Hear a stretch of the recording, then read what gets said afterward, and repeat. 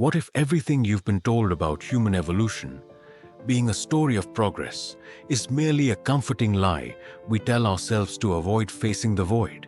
The narrative of human evolution as an upward trajectory, from primitive ape to triumphant Homo sapiens, is perhaps the most seductive fiction we've created. The fossil record tells a different story, a chaotic, directionless process of random genetic mutations and environmental pressures, utterly devoid of purpose or design. What we call progress is merely survival, nothing more. Our ancestors didn't evolve to become better. They simply didn't die long enough to reproduce. Thomas Ligotti, in his haunting work, The Conspiracy Against the Human Race, dissects this illusion with surgical precision. He reminds us that nature has no interest in improvement or advancement, only in perpetuation of genetic material. As Ligotti writes, behind the scenes of life, there is something entirely different at work, something that we are not meant to see, something that we cannot bear to look at. When you close your eyes tonight, consider how tightly you cling to the story of human ascendance. We evolved larger brains not because we were destined for greatness, but because those who could better manipulate their environment left more offspring. There was no plan, no purpose, just the blind, mechanical operation of natural selection, creating the illusion of progress where there is only change. Your consciousness, that precious thing you value above all else, is merely an evolutionary byproduct, an accident with no more cosmic significance than the color of a beetle's shell. As you drift between consciousness and sleep, consider this. The mechanism that created you has no plan, no intention, and certainly no concern for your existence. Evolution operates without a designer, without foresight, and without compassion. The comforting teleological narratives we construct that evolution somehow intended the human brain or aimed at creating consciousness collapse under scrutiny. Natural selection is merely the differential survival of genetic variations, blind to suffering and indifferent to outcomes. The evolutionary process that shaped you over millions of years is as mindless as water flowing downhill, following the path of least resistance without destination or design. Friedrich Nietzsche, who understood the implications of Darwin's insights before most, recognized this cosmic indifference. He wrote in The Gay Science that in some remote corner of the universe, there was once a star on which clever animals invented knowledge. That was the most arrogant and mendacious minute of world history. But nevertheless, it was only a minute. Evolutionary biologist Stephen Jay Gould echoed this sentiment in his concept of contingency. The idea that if we rewound the tape of life and played it again, humans would almost certainly never appear. As you feel the weight of sleep upon your eyelids, remember that each cell in your body follows instructions written by a process that doesn't know you exist. The complex cascade of proteins that regulates your sleep cycle. The neurons firing in patterns that create your dreams, all emerged not because they were meant to, but because they weren't eliminated. You are not the culmination of a grand design, but rather the current endpoint of countless accidents, preserved only because they didn't immediately lead to death. This is the truth that haunts our every achievement. We are purpose-seeking beings created by a purposeless process. What if the very awareness you cherish, your ability to perceive yourself as a self, is nothing but an evolutionary accident that dooms you to suffer consciousness? That mysterious phenomenon you experience as your innermost self emerged not because it was inevitable or beneficial, but through a series of random mutations that happened to aid survival. Recent neuroscientific research suggests consciousness may be merely an emergent property of complex information processing, a side effect of neural architecture that evolved for entirely different reasons. The fact that you can contemplate your own existence is not a gift, but an accident with profound consequences. Peter Wessel Zapfe, the Norwegian philosopher who influenced Ligotti, described consciousness as a tragic evolutionary overshoot, a biological mistake that allows us to see too much. In his essay, The Last Messiah, he wrote, "Man is a tragic animal, not because of his smallness, but because he is too well equipped. Man has longing for eternal life and sees himself die. He is microcosmos and contains all within himself. He masters a phenomenal amount of knowledge, but he fails to know himself. As sleep begins to envelop you, consider how your consciousness has become a burden your animal body was never designed to bear. Your awareness of your own mortality, your capacity for existential dread, your ability to imagine futures that will never come to pass. All these are consequences of neural connections that evolved without foresight or purpose. You experience yourself as a unified entity moving through time.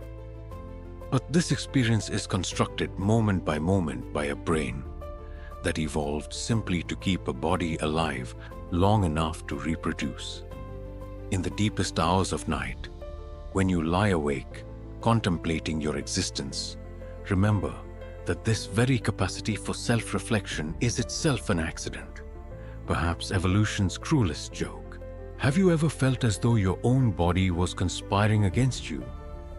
That despite your best intentions, some deeper force pulls you toward behaviors you intellectually reject?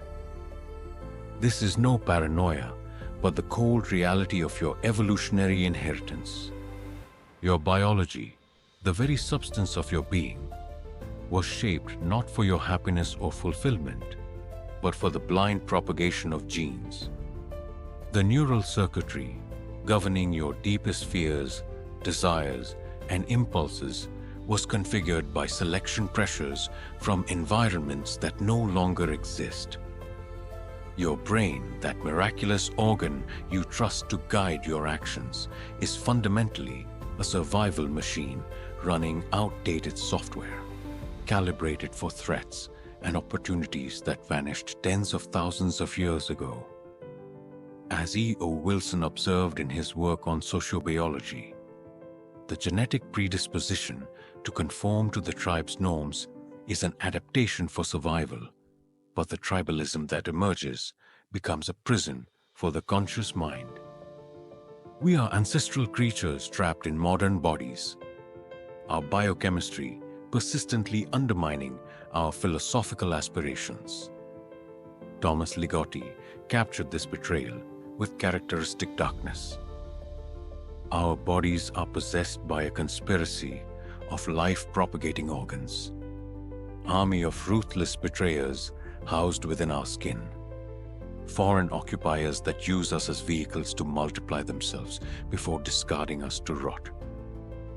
As you lie there, feeling the weight of your body against the bed, notice how your biological imperatives assert themselves despite your conscious will. The anxiety that keeps you awake, an adaptive response to predator threats that no longer exist. The cravings that distract you, calibrated for resource scarcity in environments of lack. The social comparisons that torment you, designed for status hierarchies in small hunter-gatherer bands. Your consciousness floats atop a vast ocean of evolutionary programming that cares nothing for your dreams, your values, or your sense of self. Your biology will continue to betray your highest aspirations until the moment when, fulfilling its final betrayal, it surrenders to entropy and returns you to the elemental materials from which you were temporarily assembled. Do you ever wonder about the countless deaths that made your existence possible? The silent screams of millions of ancestors whose suffering carved the path to your consciousness. Your lineage stretches back in an unbroken chain across hundreds of millions of years, each link forged in struggle, violence, and desperation. For every one of your ancestors who survived to reproduce, countless others perished in agony, torn apart by predators, ravaged by disease, crushed by geological forces, or killed by their own kind in competition for resources and mates.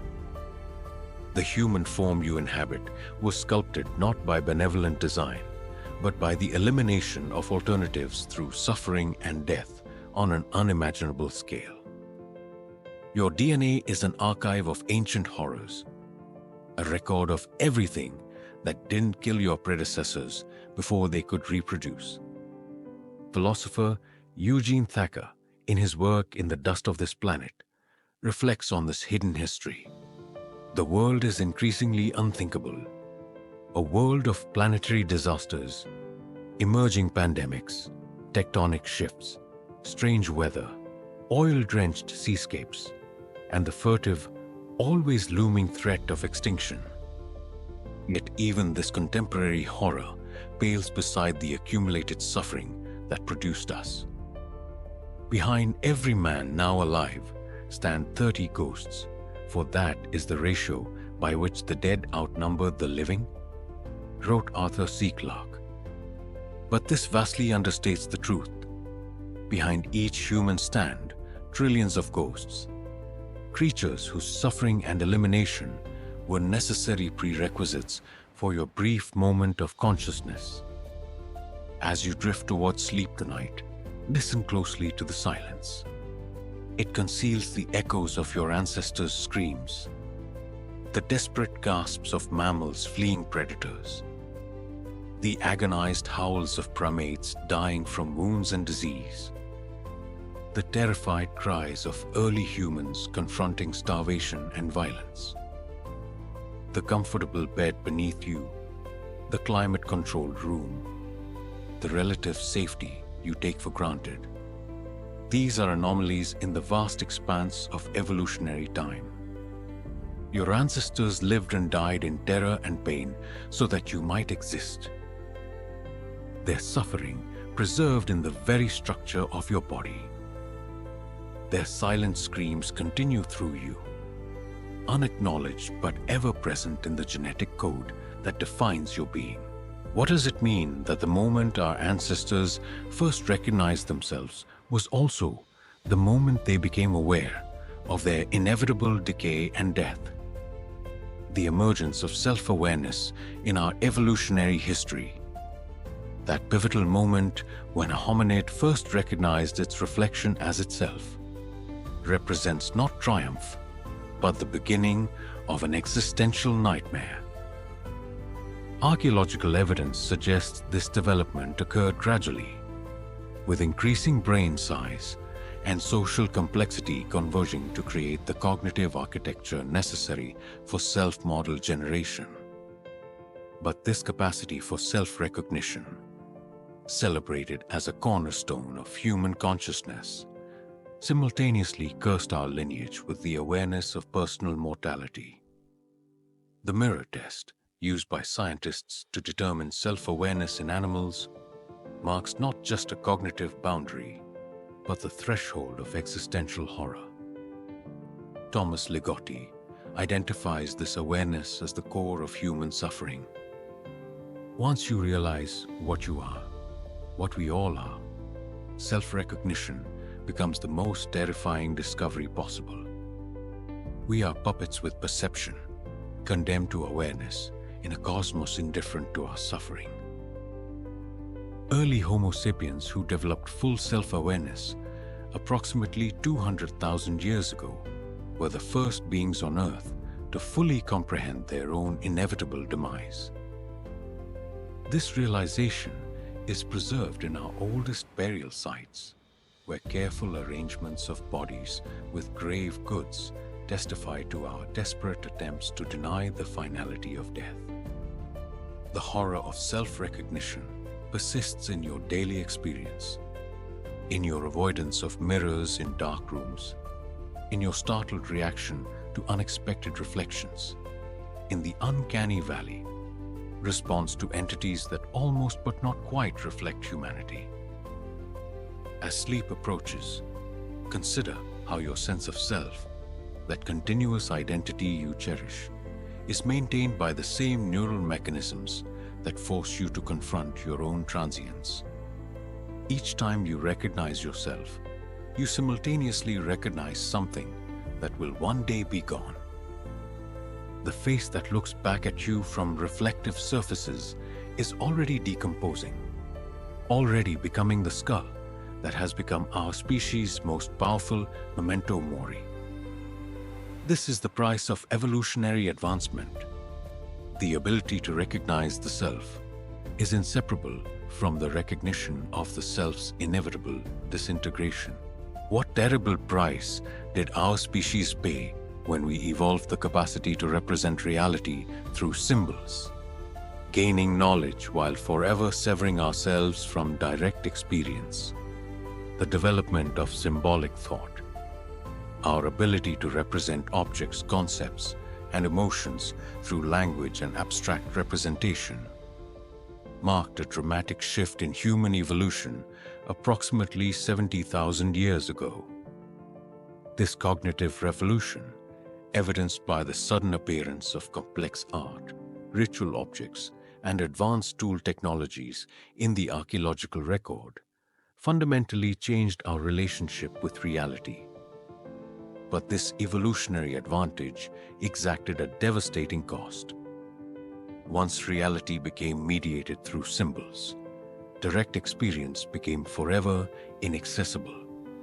You now perceive the world not as it is, but as your symbolic systems allow you to represent it. Anthropologist Ernest Becker, whose work influenced Ligotti, observed in The Denial of Death that man's freedom is a fabricated freedom, and he pays the price for it. He must at all times defend the utter fragility of his delicately constituted fiction, deny its artificiality. The symbolic frameworks through which you interpret the world, language, mathematics, social constructs, moral systems, are evolutionary adaptations that distance you from unfiltered reality. Consider how your thoughts are constrained by the language you speak, how your perception of time is structured by arbitrary divisions, how your understanding of yourself is filtered through culturally determined categories. The price of symbolic thought is alienation from immediate experience. You can never again perceive the world with the direct, unmediated awareness of pre-symbolic consciousness. As you feel consciousness slipping away, notice how symbolic thought persists even in your most private moments. Your dreams will be populated with symbols, your sense of self maintained through internal narrative. Even as sleep approaches, that most primitive state of being, you cannot escape the symbolic structures that evolution has imposed upon your consciousness. You are imprisoned in a web of representations, forever interpreting rather than experiencing, naming rather than knowing. The burden of symbolic thought is that having gained the power to name the universe, you have lost the ability to simply be within it. What if the evolution of human awareness wasn't an advantage, but an irreversible trap that doomed our species to perpetual dissatisfaction and existential dread? Approximately 40,000 years ago, our ancestors crossed a neural threshold that forever altered the trajectory of our species. Archaeological evidence from this period, sophisticated cave paintings, musical instruments, figurative art, suggests the emergence of modern consciousness with its capacity for abstraction, planning, and metacognition. This heightened awareness, presumed to be advantageous for survival, created an unprecedented evolutionary trap. Consciousness sensitive enough to perceive patterns, anticipate threats, and model the future, yet fundamentally incapable of finding contentment within that knowledge. Unlike every other organism on Earth, we became trapped between instinct and insight, too aware to live blissfully as animals, yet too biologically constrained to transcend our animal nature. Arthur Schopenhauer, whose pessimism deeply influenced Ligotti, recognized this trap centuries before modern neuroscience confirmed it. He wrote, "We swing between pain and boredom, and life is a pendulum between these two." Our evolved awareness guarantees this oscillation, as we alone among Earth's creatures can neither fully inhabit our instinctual drives nor completely transcend them. Thomas Ligotti describes this predicament with characteristic bleakness. Consciousness has forced us into the paradoxical position of striving to be unself-conscious of what we are, hunks of spoiling flesh on disintegrating bones. As sleep begins to claim you, notice how your awareness continues its restless analysis, processing the day's events, anticipating tomorrow's challenges, perhaps even reflecting on this very narrative. Your consciousness cannot simply shut down like a machine. It must instead slowly disengage through elaborate neurochemical processes. This nightly struggle to escape awareness is the perfect metaphor for our evolutionary predicament. Unlike the simple organisms from which we descended, you cannot simply exist. You must perpetually manage your awareness, struggling against the very faculty that supposedly makes you human. The evolutionary trap of consciousness has closed around our species, and neither individual effort nor collective progress can open it again. What deeper horror exists than being the only collection of cells in the known universe that fully comprehends its own inevitable decomposition? The fossil record tells us that approximately 100,000 years ago, anatomically modern humans began deliberately burying their dead with grave goods and ritual arrangements. The first concrete evidence that our species had evolved the neural architecture necessary to fully comprehend mortality. This awareness of death represents an evolutionary anomaly without parallel in Earth's history. Other animals react to immediate danger, but only Homo sapiens developed brains complex enough to project forward in time and anticipate our own non-existence. This awareness offered no survival advantage proportionate to its psychological cost. A cognitive burden so extreme that nearly every human culture developed elaborate mythologies specifically to deny death's finality.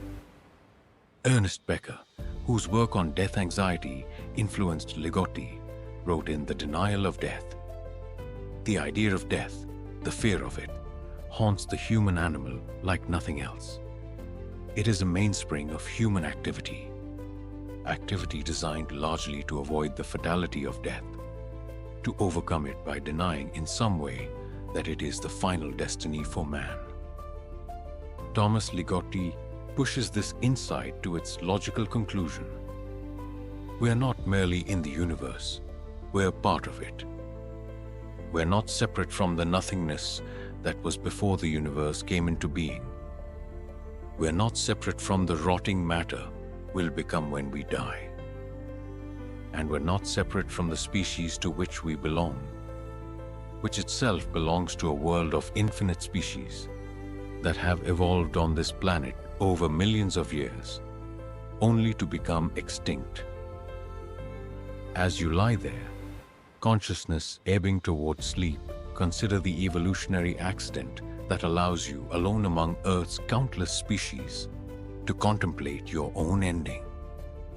The same neural adaptations that enabled planning, foresight, and imagination inadvertently created the capacity for existential terror. Your body is composed of the same fundamental matter as every other organism. Yet only you must bear the burden of knowing that this arrangement of atoms is temporary. You are, in the most literal sense, meat that evolved the capacity to fear its own expiration. A cosmically absurd adaptation that provides no comfort and serves no purpose beyond perpetuating the very awareness that causes your suffering. Have you ever considered that the evolutionary success of humanity represents not achievement, but accumulation, a vast pyramid of death upon which we temporarily stand? The archaeological record reveals a disturbing truth. Human dominance emerged through mass extinction. Approximately 50,000 years ago, as Homo sapiens migrated beyond Africa, megafauna disappearances followed our arrival with striking consistency across continents. The Quaternary extinction event, coinciding precisely with human expansion, eliminated approximately 178 species of large mammals, including mammoths, giant sloths, and countless others whose names we'll never know.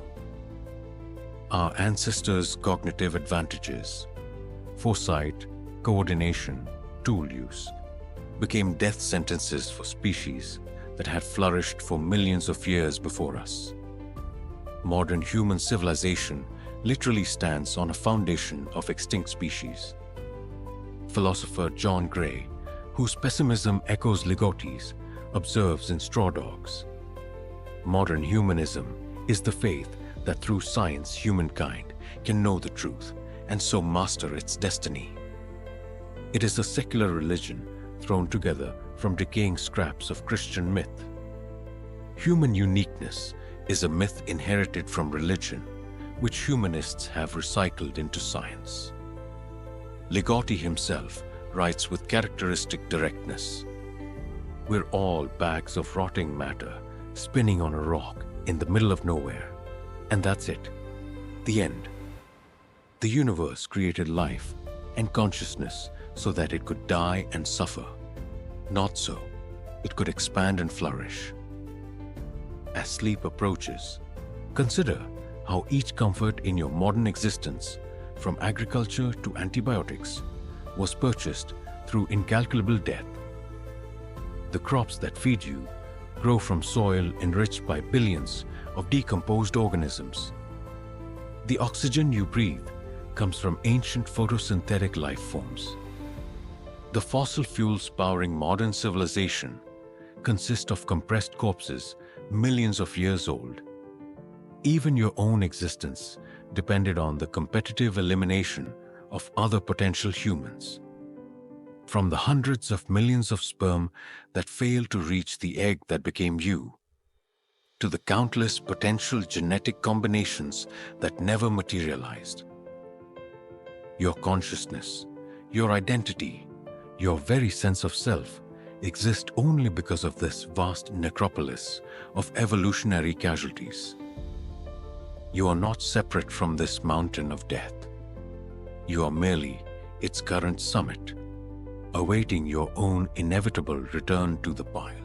What if the process that created you is fundamentally more brutal and indifferent than the most sadistic intelligence could ever be?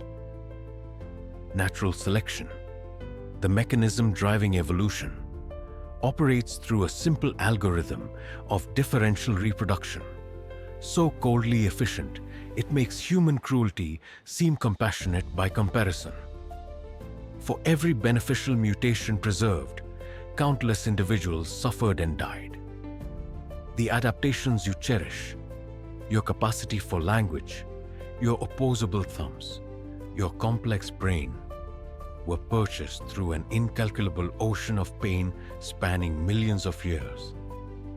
Evolution preserves traits not because they reduce suffering, but because they enhance reproduction, even when reproductive success comes at the cost of increased agony. The history of life on Earth is the history of suffering as a creative force.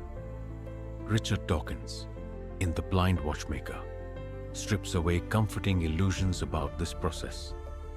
The universe we observe has precisely the properties we should expect if there is, at bottom, no design, no purpose, no evil, no good, nothing but blind, pitiless indifference. Ligotti elaborates on this indifference with characteristic bleakness. Behind the scenes of life, there is something entirely different at work, something that we are not meant to see, something that the human being was not meant to see. As you drift toward unconsciousness, consider that every cell in your body is the product of this merciless process. The neural pathways enabling your consciousness were shaped not by benevolence, but by the blind culling of alternatives. Your immune system's effectiveness was refined through the deaths of countless ancestors whose defenses failed them. Your emotional responses, love, fear, attachment, evolved not for your fulfillment, but to maximize genetic propagation in environments of scarcity and danger. The apparent design in your body is an illusion, the end result of trillions of deaths stretching back to the first replicating molecules. You exist not because the universe wanted you to experience consciousness, but because a blind process of elimination happened to produce organisms capable of replicating their genetic material with greater efficiency. The cruelty of natural selection isn't that it causes suffering, but that it is utterly indifferent to the suffering it produces. What if humanity isn't evolution's crowning achievement, but rather its most elaborate dead end? A species that evolved the precise combination of traits guaranteeing its own annihilation. Paleontological evidence reveals a disturbing pattern. Species that achieve dominance within their ecosystems frequently accelerate their own extinction.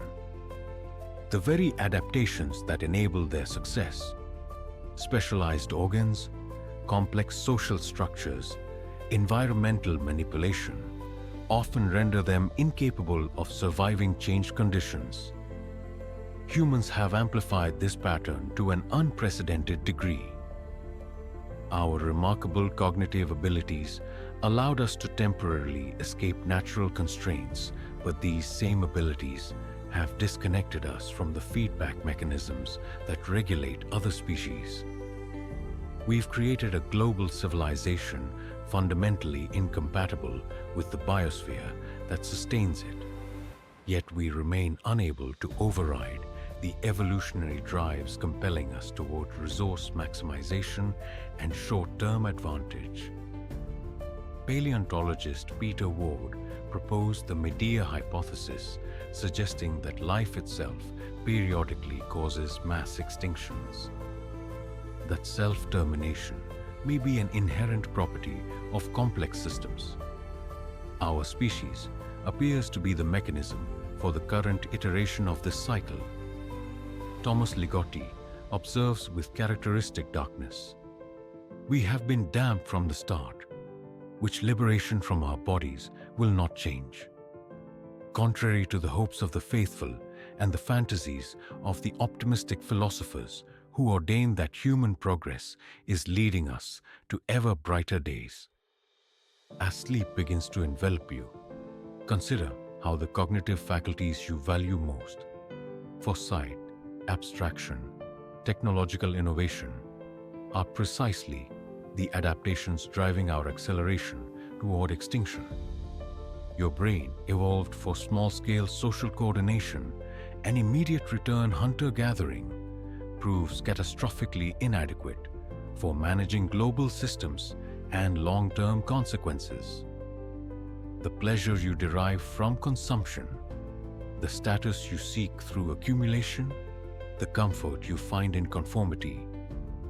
All were adaptive in ancestral environments, but have become fatally maladaptive in the world we've created.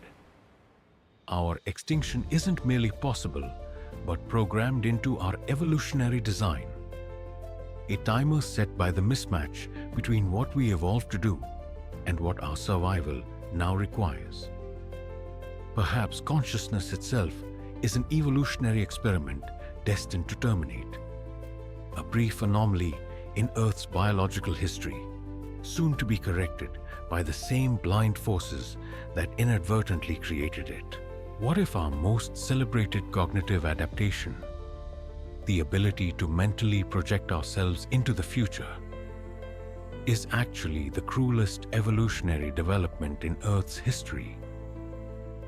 Approximately 40,000 years ago, archaeological evidence suggests Homo sapiens developed enhanced prefrontal cortex functions, enabling complex future projection. The ability to simulate potential scenarios, anticipate consequences, and plan accordingly. This neural innovation offered obvious survival advantages through improved hunting strategies, resource management, and social coordination. But evolution, in its blind indifference, simultaneously cursed us with an awareness of inevitable negative outcomes we can foresee yet cannot prevent. You alone among Earth's creatures must live with perfect foreknowledge of your own physical decline and death, the loss of everyone you love, and the ultimate futility of all your striving. Your brain forces you to pre-experience your own extinction, moment by moment, day by day. Émile Cioran, whose pessimism rivaled Ligotti's, wrote, "It is not worth the bother of killing yourself, since you always kill yourself too late." This grim observation identifies the core paradox of foresight. By the time we recognize the curse of consciousness, we've already suffered its effects beyond remedy. Thomas Ligotti elaborates, "We know we are alive and know we will die. We also know we will suffer during our lives before suffering, slowly or quickly, as we draw near to death. This is the knowledge we enjoy as the most intelligent organisms to gush from the womb of nature. And being so, we feel shortchanged if there is nothing else for us than to survive, reproduce, and die. As you lie waiting for sleep's temporary relief, notice how your mind compulsively generates future scenarios. Most of them negative, most of them never to occur. Your brain, evolved to anticipate threats in ancestral environments, now tortures you with an endless parade of potential calamities. This isn't a defect, but the system working precisely as designed, detecting patterns, projecting outcomes, preparing responses. The curse is that in gaining the ability to foresee danger, we became unable to stop foreseeing it, even when such foresight serves only to multiply our suffering. The price of seeing tomorrow is that we can never fully inhabit today. Have you ever wondered if the evolution of language, that supposedly triumphant moment when our ancestors first broke nature's silence, was actually the original catastrophe from which all human suffering flows? Approximately 100,000 years ago, anatomical changes in the human larynx and hyoid bone created the physical conditions for complex vocalization. By 70,000 years ago, archaeological evidence suggests fully symbolic language had emerged. Abstract representations conveyed through arbitrary sound combinations. This evolutionary innovation, celebrated as the foundation of human exceptionalism, severed our species forever from the wordless immediacy experienced by every other organism on Earth. Before language, our ancestors existed within reality. After language, they existed at one remove from it, perpetually translating direct experience into abstract symbols, forever trapped in the map rather than the territory. As Romanian philosopher E. M. Curan wrote, "Words came, then meaning. In the beginning was the bellow." We are descendants of those who abandoned the authentic animal howl for the illusion of semantic meaning. Ligotti himself observes, "We are creatures who should not exist by natural law. We are things that labor under the illusion of having a self, an accretion of sensory, emotional, and cognitive experiences, all with a center that can be pointed at and called I, but there's nobody there." As consciousness begins to dissolve into sleep, notice how language persists in your mind. The internal monologue that never ceases, the compulsive naming and categorizing, the endless self-narration. This linguistic prison, evolutionarily novel and biologically unnecessary, separates you not only from direct experience, but from authentic connection with others. Though language evolved supposedly to facilitate communication, it actually guarantees miscommunication. Each word meaning something slightly different to each consciousness that processes it. The silence of our pre-linguistic ancestors contained more truth than all human philosophy, religion, and science combined. They existed. We merely talk about existence. When our ancestors first broke their silence, they didn't discover their voices. They lost their place in the natural order, becoming nature's estranged children, forever explaining rather than being, describing rather than experiencing. The evolutionary miracle of language is the original curse from which all human alienation flows. What if your most fundamental experience, the sense of being a distinct self separate from others, is merely an evolutionary deception designed to ensure genetic propagation at the cost of perpetual isolation? Approximately 1.5 million years ago, increasing brain size in Homo erectus coincided with the first evidence of self-care behaviors like deliberate wound treatment, suggesting the emergence of proto-self-awareness. By 200,000 years ago, anatomically modern humans possessed the neural architecture necessary for full self-model generation, the internal representation of oneself as a distinct entity persisting through time. This adaptation enhanced survival through improved planning and social coordination, but it simultaneously condemned our species to experience themselves as fundamentally separate from all else that exists, creating the existential isolation that defines the human condition. Neuroscience increasingly confirms what Eastern philosophical traditions have long maintained. The unified self is an illusion, a narrative construction with no corresponding unitary entity in the brain. Your experience of being a continuous I is fabricated moment by moment by specialized neural networks evolved not for accurate representation, but for reproductive advantage. Ernest Becker writes, "The self is not physical, it is symbolic. It is in the body, but not usually of it. The self is man's protection against the world, a symbolic creation to give him security as an animal organism." Ligotti extends this insight to its darkest conclusion. What a sickening charade is our existence as self-conscious beings, feeling and suffering individuals. How inexplicably bizarre that we should be elaborately designed to imagine ourselves as personalities when we are only bodies destined to feed the earth.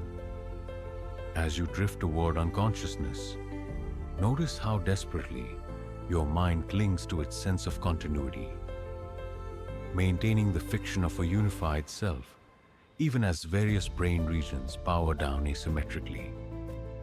This evolutionary deception, that you exist as a discrete entity rather than a temporary pattern in the flux of matter and energy, is the source of your deepest suffering, your terror of death, your perpetual loneliness, your desperate striving for meaning, all stem from evolution's cruelest trick, convincing a collection of cells they are somehow separate from the universe that created them.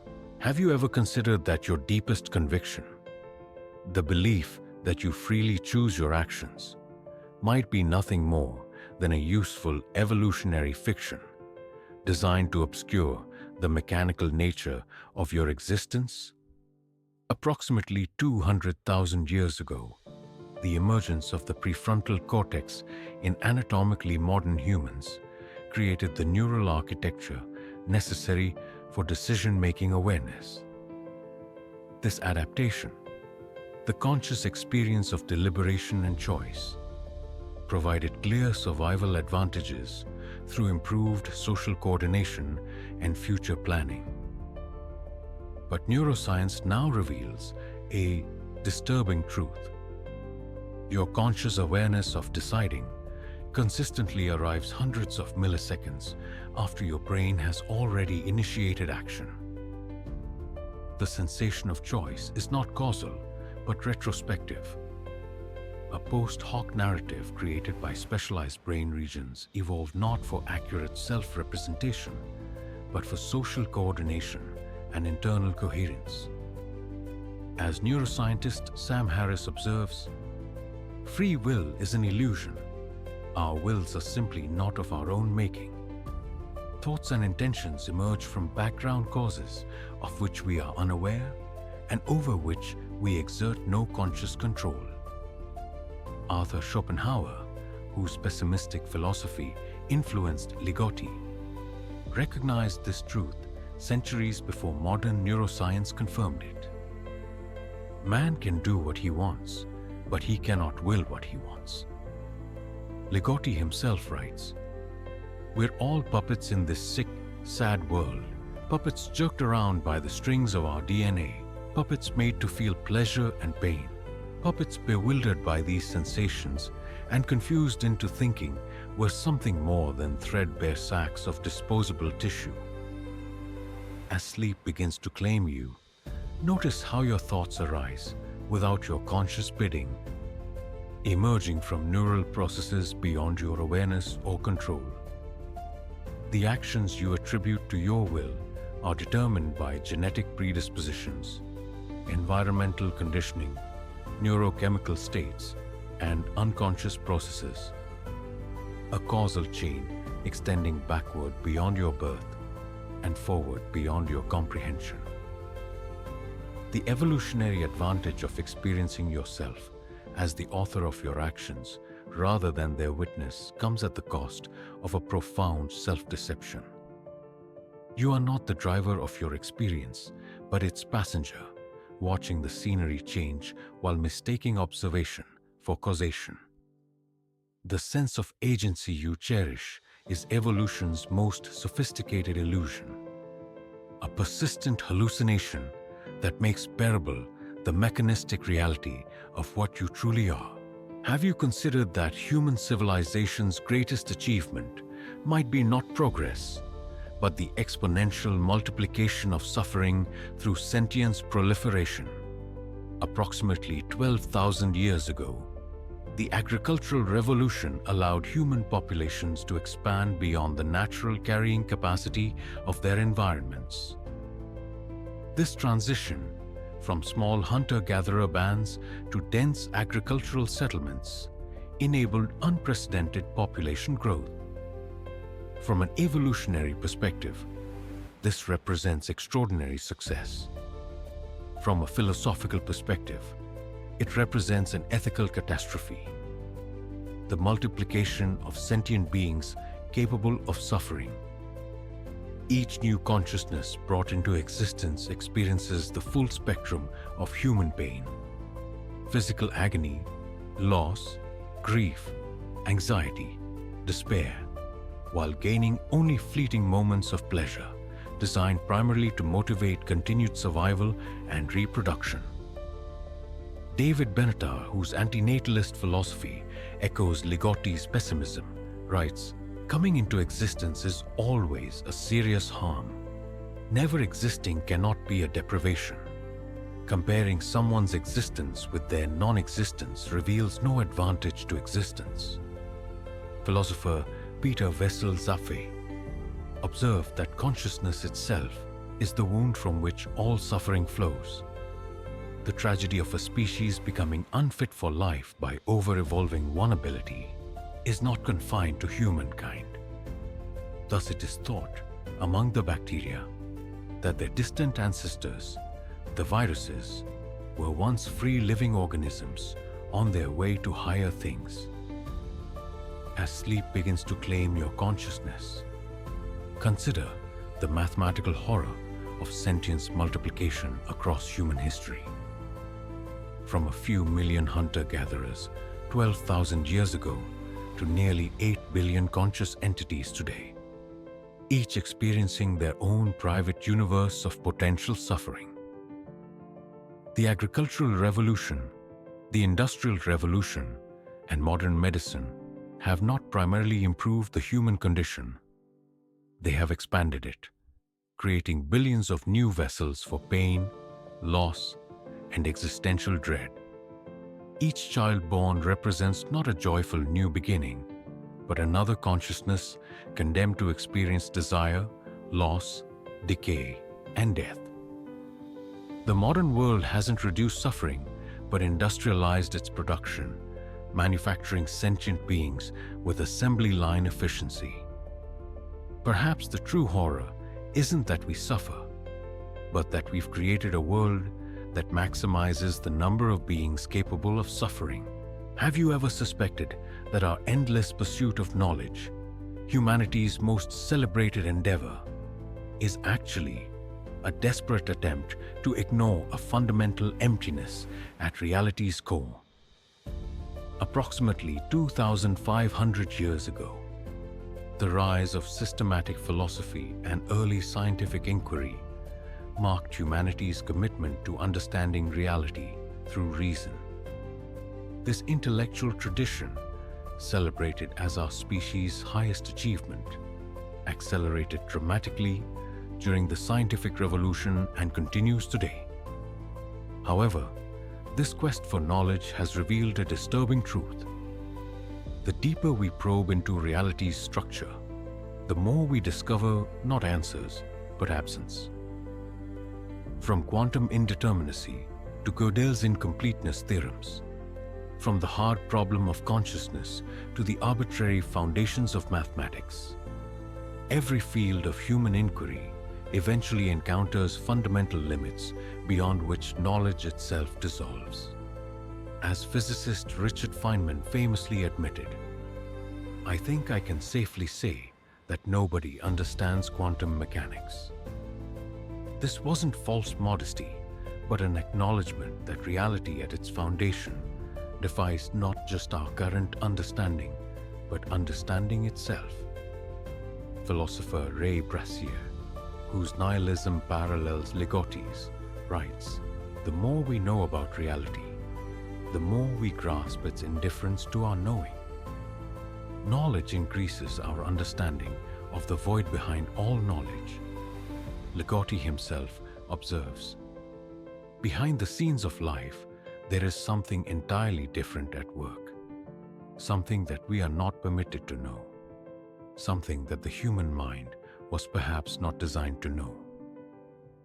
As consciousness begins to fade, consider how your pursuit of understanding, whether through education, reading, or reflection, has not brought you closer to reality's core, but merely elaborated the distance between your subjective experience and the unknowable void beneath it.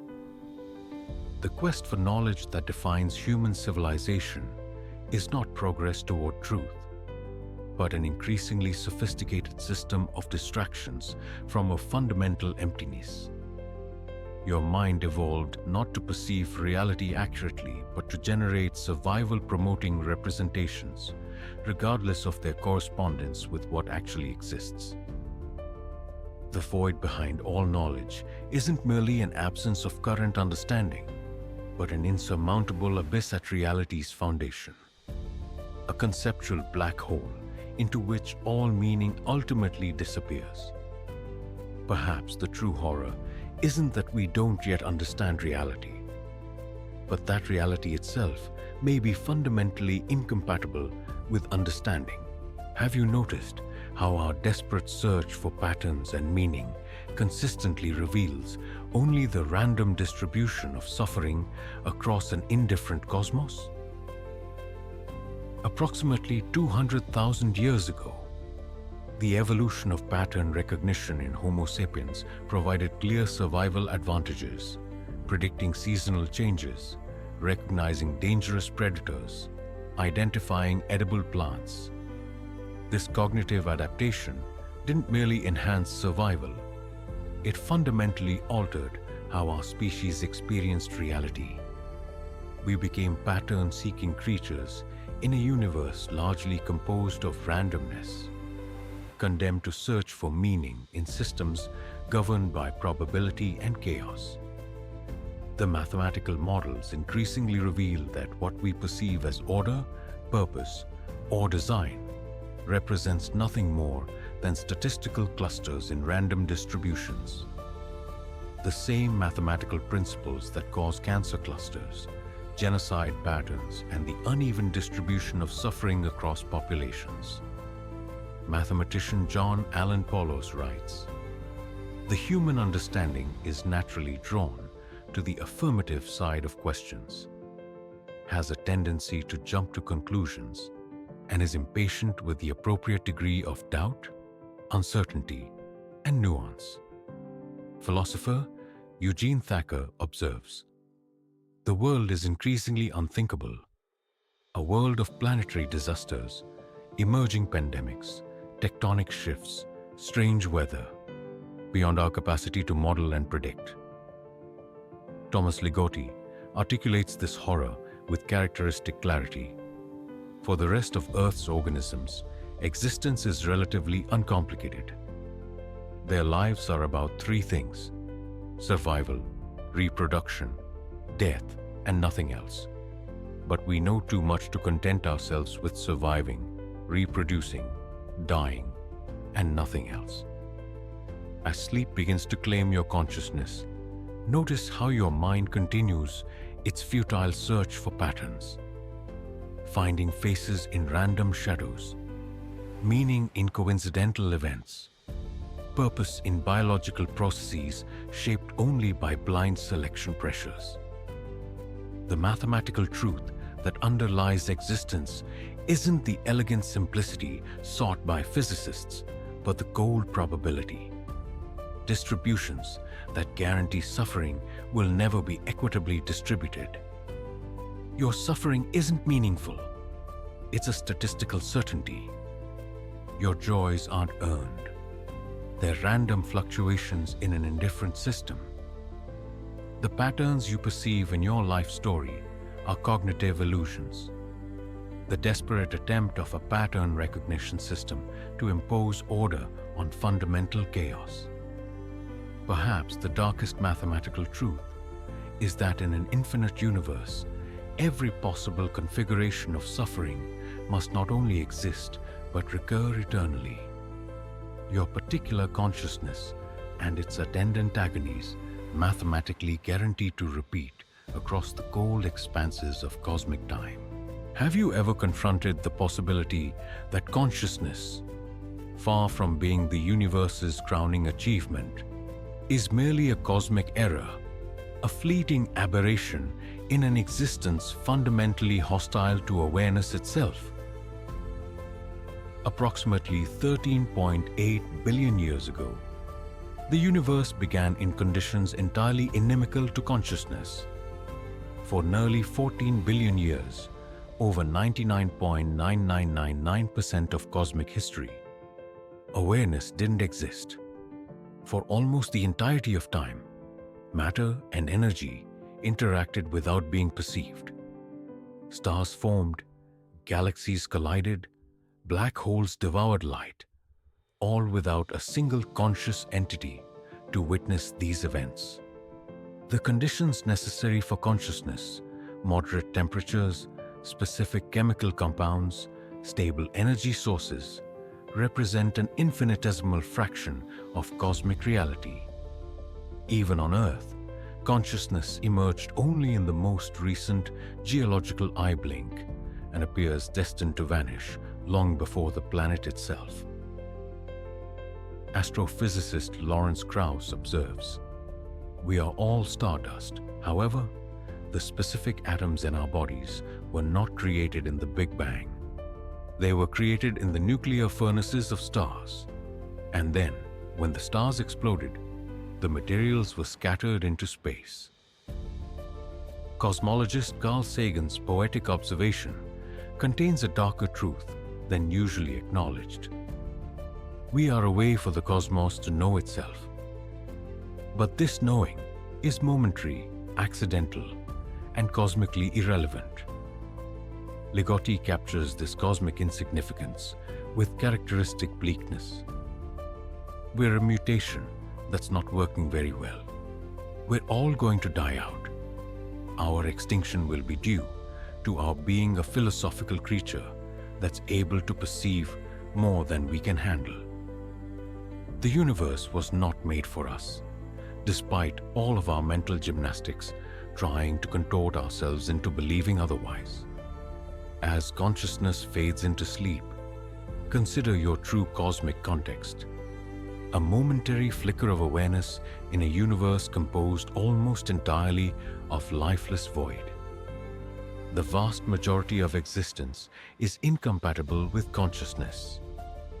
Awareness itself appears to be not evolution's crowning achievement, but a thermodynamic anomaly destined for correction. The 100 trillion synapses in your brain that create your subjective experience represent an arrangement of matter so improbable and unstable that it can exist only briefly before entropy reclaims its components. The stars will continue their nuclear burning, galaxies will continue their expansion, and the fundamental forces will continue their operations, all without the slightest diminishment when consciousness finally vanishes from the cosmos. Perhaps the true horror isn't that we suffer, but that our suffering, like our joy, our art, our understanding, leaves not the slightest trace on a universe fundamentally indifferent to the brief anomaly of awareness. What if your most treasured possession, your conscious awareness, is actually an evolutionary prison from which there is no escape except through death? Approximately 500 million years ago, the first neural structures capable of processing sensory information emerged in primitive organisms. This rudimentary awareness, the ability to detect and respond to environmental stimuli, offered clear survival advantages. But as brains grew more complex, particularly in mammals, and especially primates, awareness became increasingly sophisticated until reaching its apotheosis in human consciousness. Yet this consciousness, far from liberating us, has become our most inescapable confinement. Unlike all other physical constraints, which can be temporarily evaded, conscious awareness permits no reprieve. You cannot choose to stop experiencing. Even in sleep, consciousness continues in altered form. Even in meditative states that quiet the discursive mind, awareness itself remains. You are trapped in an unbroken continuity of experience, from which only the complete cessation of brain function offers release. Norwegian philosopher Peter Wessel-Zapf described this predicament. Man is a tragic animal, not because of his smallness, but because he is too well endowed. Man has longing. Man has grief. Man has the ability to feel pain, even when he is quite well off, because he has the ability to imagine different circumstances. Emile Cioran, master of philosophical despair, writes, "It is not worth the bother of killing yourself, since you always kill yourself too late." Thomas Ligotti articulates the horror directly. As spiritual entities, we are native nowhere. Having said this, I would add that as physical entities, we are also native nowhere, existing as we do in a physical realm among physical things that are indifferent to us and to which we are indifferent. As you lie waiting for sleep's partial reprieve, notice how even your attempt to escape consciousness through unconsciousness must be experienced consciously. The awareness you cannot switch off forces you to witness your own gradual dissolution into sleep, just as it will eventually force you to witness your decline toward death. You cannot step outside yourself to escape the prison of your own perception.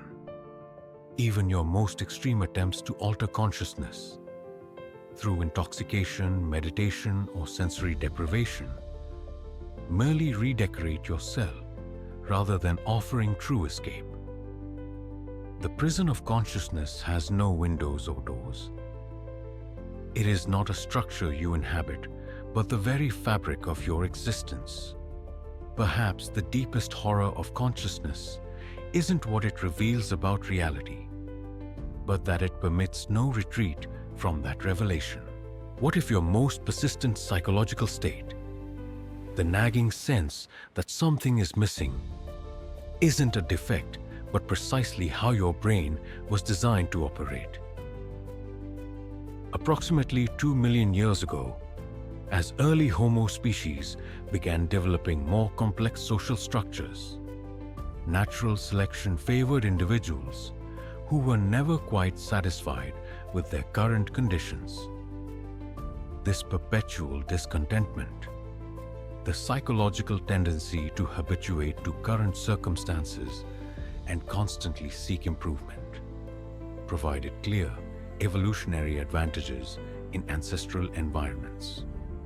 Individuals who remain persistently dissatisfied with their status, possessions, and achievements were more likely to strive, compete, and ultimately reproduce.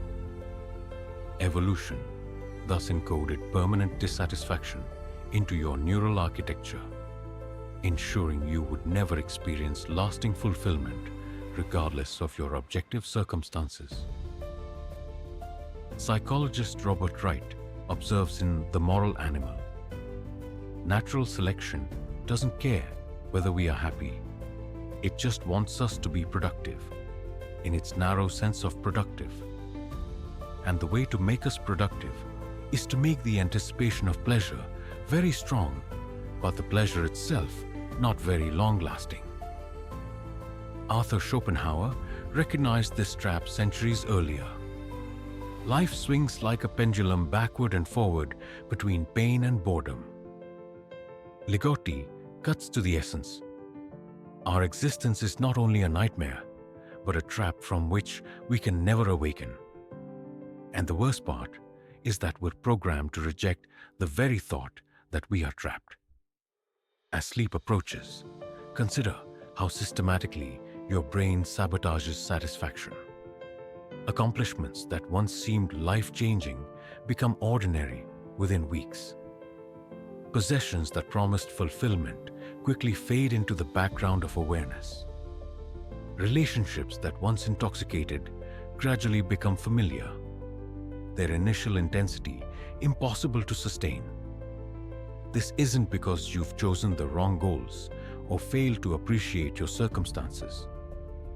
It's because your brain evolved specifically to prevent lasting satisfaction, ensuring you would never stop striving, regardless of what you achieved.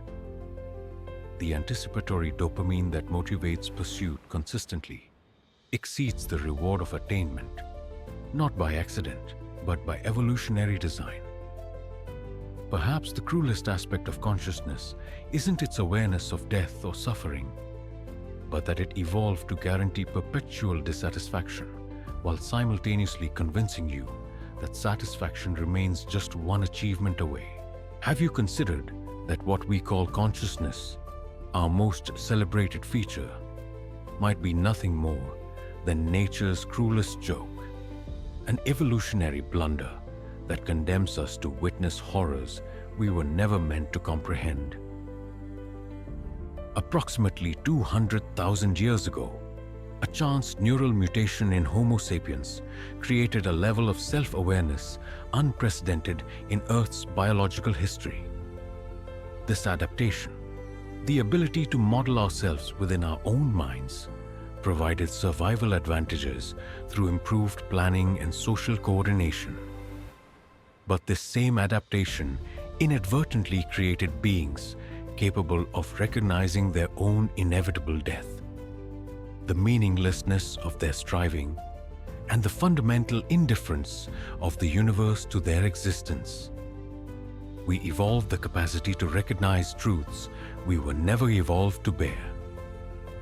Philosopher Arthur Schopenhauer recognized this trap. The essential in life is suffering and trouble. All wishes spring from privation, from dissatisfaction with one's condition, and thus to strive is to suffer. No attainment of the goal puts an end to striving. With fulfillment comes satiety. The goal reveals itself as mere illusion. Norwegian philosopher Peter Wessel Zapfe described consciousness as a biological paradox, an aberration, a luxury which nature cannot afford in the long run, a breach in the very unity of life. Thomas Ligotti expresses this with characteristic directness. For the rest of Earth's organisms, existence is relatively uncomplicated. Their lives are about three things: survival, reproduction, death, and nothing else. But we know too much to content ourselves with surviving, reproducing, dying, and nothing else. As your awareness begins to dissolve into sleep, consider the cosmic absurdity of your condition. You are an entity evolved specifically to survive and reproduce, yet equipped with a consciousness that reveals the ultimate futility of these objectives. Your brain's complexity allows you to recognize patterns your ancestors couldn't perceive, including the pattern of your own inevitable extinction. The cosmic joke isn't that you suffer, but that you evolve the capacity to recognize the meaninglessness of your suffering. Perhaps consciousness itself is evolution's greatest error, a temporary aberration that the cold mathematics of natural selection will eventually correct, returning Earth to the blissful unconsciousness that characterized the first 3.5 billion years of life's existence. What if your memories, those precious fragments of experience you believe define your identity, are actually evolution's most elaborate deception, designed to trap you in a perpetual cycle of nostalgia and regret? Approximately 500,000 years ago, advanced episodic memory capabilities began emerging in early humans, allowing them to mentally revisit past experiences with emotional vividness. This adaptation provided clear survival advantages through improved learning and planning. But the same adaptation condemned our species to experience not just present suffering, but the emotional resurrection of past pain. Unlike other animals who experience primarily immediate distress, you must relive your worst moments repeatedly through involuntary recollection, each memory triggering the same neurochemical cascades as the original trauma. Worse, your memories aren't faithful recordings, but active reconstructions, neurological fabrications that systematically distort the past according to your current emotional state and evolutionary imperatives. Your brain doesn't preserve the past. It reimagines it, creating an internal narrative that bears only passing resemblance to what actually occurred. Philosopher Friedrich Nietzsche recognized this burden. The advantage of a bad memory is that one can enjoy the same good things for the first time several times. But the disadvantage is that one can suffer the same terrible experiences repeatedly as though for the first time. Psychologist Daniel Kahneman distinguishes between the experiencing self and the remembering self, noting how memory systematically betrays experience. The experiencing self does not have a voice. The remembering self is sometimes wrong, but it's the one that keeps score and governs what we learn from living.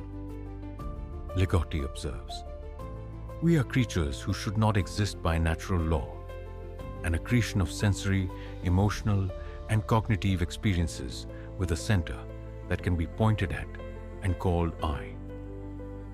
As consciousness fades towards sleep, notice how your mind compulsively revisits past humiliations, losses, and mistakes, forcing you to re-experience their emotional impact. The evolutionary system, designed to help you learn from experience, has become a torture device, forcing you to relive your worst moments. Simultaneously, nostalgia for happier times creates perpetual dissatisfaction with your present circumstances. Perhaps memory's cruelest aspect is that it allows you to witness your own gradual dissolution, to remember who you once were while experiencing who you're becoming, forcing consciousness to witness its own inexorable decay without the mercy of forgetting. Have you ever suspected that your deepest relationships, the bonds you consider most meaningful, are actually elaborate evolutionary deceptions designed to disguise the fundamental isolation of consciousness? Approximately 2 million years ago, increasing social complexity in early Homo species created selection pressures favoring individuals who experienced emotional attachment. This adaptation, the neurochemical simulation of connection through oxytocin, dopamine, and endorphin cascades, provided clear survival advantages through improved cooperation and offspring care. But this biochemical bonding mechanism simultaneously created the most pervasive illusion in human experience, that the gap between conscious minds can somehow be bridged. Neuroscience confirms what philosophers have long suspected. No matter how intimate your relationships, you never access another's consciousness directly.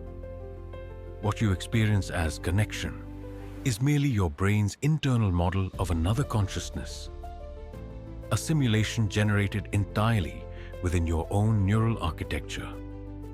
The person you believe you love exists only as an electrochemical representation within your skull, bearing uncertain resemblance to the actual being who remains forever inaccessible. Philosopher Arthur Schopenhauer recognized this isolation. We are like porcupines in winter, huddled together for warmth, yet unable to get too close without hurting one another. Emile Cioran observed, "It is not true that we need others. What we need is to believe that we cannot live without them." Thomas Ligotti writes, "Behind the scenes of life, there is something entirely different at work, something that we are not permitted to know. Non-human occupants of this planet are unaware of being alive and unaware of being about to die. We alone have been allotted this knowledge. As sleep approaches, consider how desperately your brain manufactures the illusion of connection through biochemical responses to proximity, touch, and shared experience. The profound loneliness you occasionally feel in others' presence isn't an anomaly, but a glimpse of the truth your brain evolved specifically to conceal. That conscious entities remain hermetically sealed within their individual experience, their isolation broken neither by love nor language. Perhaps the most heartbreaking aspect of human existence isn't that we suffer alone, but that we evolved elaborate neurological mechanisms to convince ourselves we don't. Have you ever considered that your ability to contemplate your own existence, the recursive self-awareness that seems to define humanity, might be the evolutionary equivalent of a hall of mirrors trapping consciousness in endless, meaningless reflection? Approximately 100,000 years ago, the prefrontal cortex in Homo sapiens developed the neural architecture necessary for recursive thinking, the ability to think about thinking itself. This adaptation provided clear evolutionary advantages through improved problem-solving and social modeling. But this recursive capability simultaneously created a psychological trap unique to our species: the infinite regress of self-contemplation. You alone among Earth's creatures can consider yourself considering yourself, spiraling into increasingly abstract levels of awareness that generate neither insight nor advantage, only vertigo. Cognitive scientist Douglas Hofstadter describes this strange loop. In the end, we are self-perceiving, self-inventing, locked in mirages that are little miracles of self-reference. Philosopher David Benatar observes, coming into existence is always a serious harm. Each life contains a significant amount of bad, suffering and dissatisfaction of desires. The only way to prevent harm altogether is not to bring people into existence. Thomas Ligotti writes with characteristic bleakness, for the rest of the Earth's organisms, existence is relatively uncomplicated. Their lives are about three things: survival, reproduction, death, and nothing else. But we know too much to content ourselves with surviving, reproducing, dying, and nothing else. As consciousness begins to fade into sleep, notice how your mind recursively observes its own dissolution, aware not just of drowsiness, but aware of being aware of drowsiness, creating an infinite regression of observational layers. This recursive trap permits no escape, as even attempting to stop self-reflection becomes another form of self-reflection. The evolutionary innovation that supposedly elevated us above other creatures has actually imprisoned us in a cognitive labyrinth where meaning itself dissolves under examination. Perhaps consciousness's deepest horror isn't what it reveals about reality, but what happens when consciousness becomes its own object. An infinite hall of mirrors reflecting nothing but its own emptiness, with each recursion taking you further from authentic experience and deeper into abstraction without end. Have you considered that your most primal drives, those urges and impulses you attribute to your authentic self, are merely evolution's elaborate staging mechanism to perpetuate a cycle of meaningless suffering? Approximately 700 million years ago, the first neurons capable of processing pain emerged in primitive organisms. This adaptation, the ability to experience aversion to harmful stimuli, provided obvious survival advantages. But the same mechanism, refined over eons into the complex neurochemistry of human emotion, created beings exquisitely engineered to experience suffering across an unprecedented spectrum of physical and psychological dimensions. Your desires, fears, attachments, and aversions aren't expressions of an authentic self, but sophisticated biological manipulations designed solely to maximize genetic propagation, regardless of the conscious suffering produced. Philosopher Arthur Schopenhauer recognized this trap centuries ago. The will to live manifests itself as a ceaseless striving that, once satisfied, gives way not to happiness, but merely to new desires, new striving, and ultimately, new suffering. The 19th century pessimist Philip Mainlander went further. Life is the process through which the universe dies. The will to live transforms into a will to die. Ligotti articulates this with characteristic directness. Consciousness has forced us into the paradoxical position of striving to be unself-conscious of what we are. Hunks of spoiling flesh on disintegrating bones. As sleep begins to claim your awareness, notice how your body continues its biological theater independent of your conscious control. Heart pumping, lungs expanding, cells dividing and dying, all performed by systems indifferent to the consciousness they support. The desires you experience as most authentic for connection, achievement, pleasure, meaning, are precisely as genuine as hunger pangs or sexual arousal. Biological algorithms designed to propagate genes with perfect indifference to the suffering of their temporary vehicles. Perhaps the deepest horror isn't that we suffer, but that our suffering serves no purpose beyond perpetuating a biological process that exists solely to replicate itself. Your most profound experiences, love, grief, wonder, despair, are merely the elaborate staging of a biological theater where genes alone comprise the audience, and the performance itself goes forever unappreciated. Have you ever wondered if your creative impulses, those expressions you consider most transcendent and meaningful, are merely neurological distractions evolved to obscure the fundamental emptiness of conscious existence?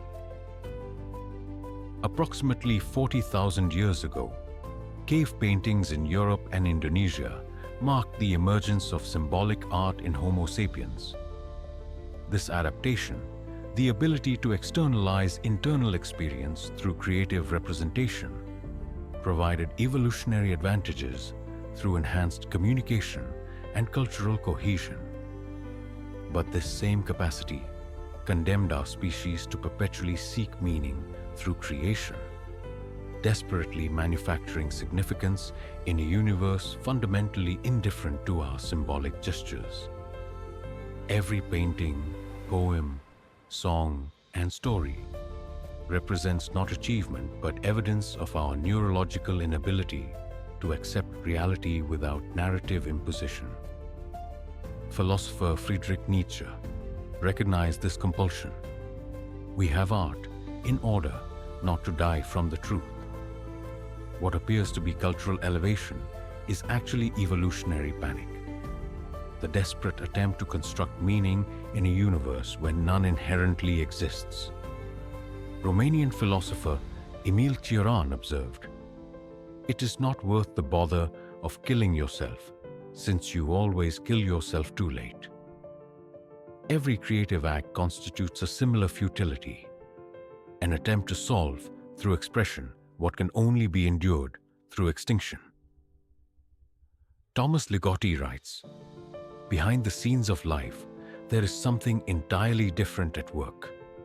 The world of the unborn, like that of the dead, remains forever inaccessible to us, and we to them. No one comes back to tell the tale." Our creative products, regardless of their apparent permanence, ultimately share this inaccessibility as consciousness begins to fade into sleep. Notice how your mind continues generating images, scenarios, and narratives without your conscious direction. The same autonomous creative faculty that produces dreams, daydreams, and artistic inspiration. This neurological compulsion to impose pattern and meaning operates not because meaning exists to be discovered, but precisely because it doesn't. Your most profound creative insights aren't revelations, but confabulations. The brain's desperate attempt to construct significance in a universe where pattern recognition increasingly reveals only randomness and indifference. Perhaps the deepest horror isn't that our creative expressions fail to outlast us, but that they represent not transcendence, but symptoms, evidence of our neurological inability to perceive reality without the distorting lens of meaning-making. Have you ever suspected that humanity's greatest collective narrative, the belief in progress and improvement, might be our most elaborate self-deception, masking the fundamental futility of consciousness prolonging itself? Approximately 12,000 years ago, the agricultural revolution initiated what we now call civilization, a dramatic reorganization of human society that promised increased security, prosperity, and knowledge. This transition from small nomadic bands to complex hierarchical societies has accelerated through successive technological revolutions, each promising to elevate the human condition. Yet beneath this triumphant narrative lies a darker reality. Each advance in human capability has expanded not happiness, but the scale and sophistication of suffering. Industrial efficiency replaced physical hardship with psychological alienation. Medical advances extended life without addressing its fundamental emptiness. Informational abundance created not wisdom, but overwhelming choice, paralysis, and anxiety. Historian John Gray observes, progress is a myth born in the 19th century that shows no sign of dying in the 21st. The Enlightenment faith that human life improves as knowledge expands guides the humblest intelligence today. Philosopher Émile Cioran recognized the deception. It is not worth the bother of killing yourself, since you always kill yourself too late. Each technological revolution similarly arrives too late to address the fundamental condition it promises to solve. Thomas Ligotti writes, "Without death, as the universal scapegoat, we would have to explain the purpose of suffering in some other way, only as blunder, only as a thing that need not have been." As sleep approaches, consider how thoroughly the narrative of progress has colonized your imagination. The persistent belief that the next technological innovation, scientific breakthrough, or social revolution might finally solve what previous advances couldn't.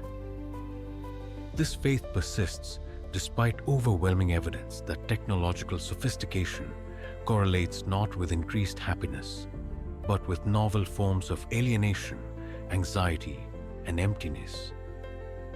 Perhaps civilization's greatest achievement isn't progress but distraction, an increasingly elaborate system of diversions from the fundamental emptiness that each new capability inadvertently reveals. The horror isn't that we haven't progressed far enough, but that progress itself represents not improvement, but merely the expansion of consciousness's capacity to witness its own futility with increasing clarity.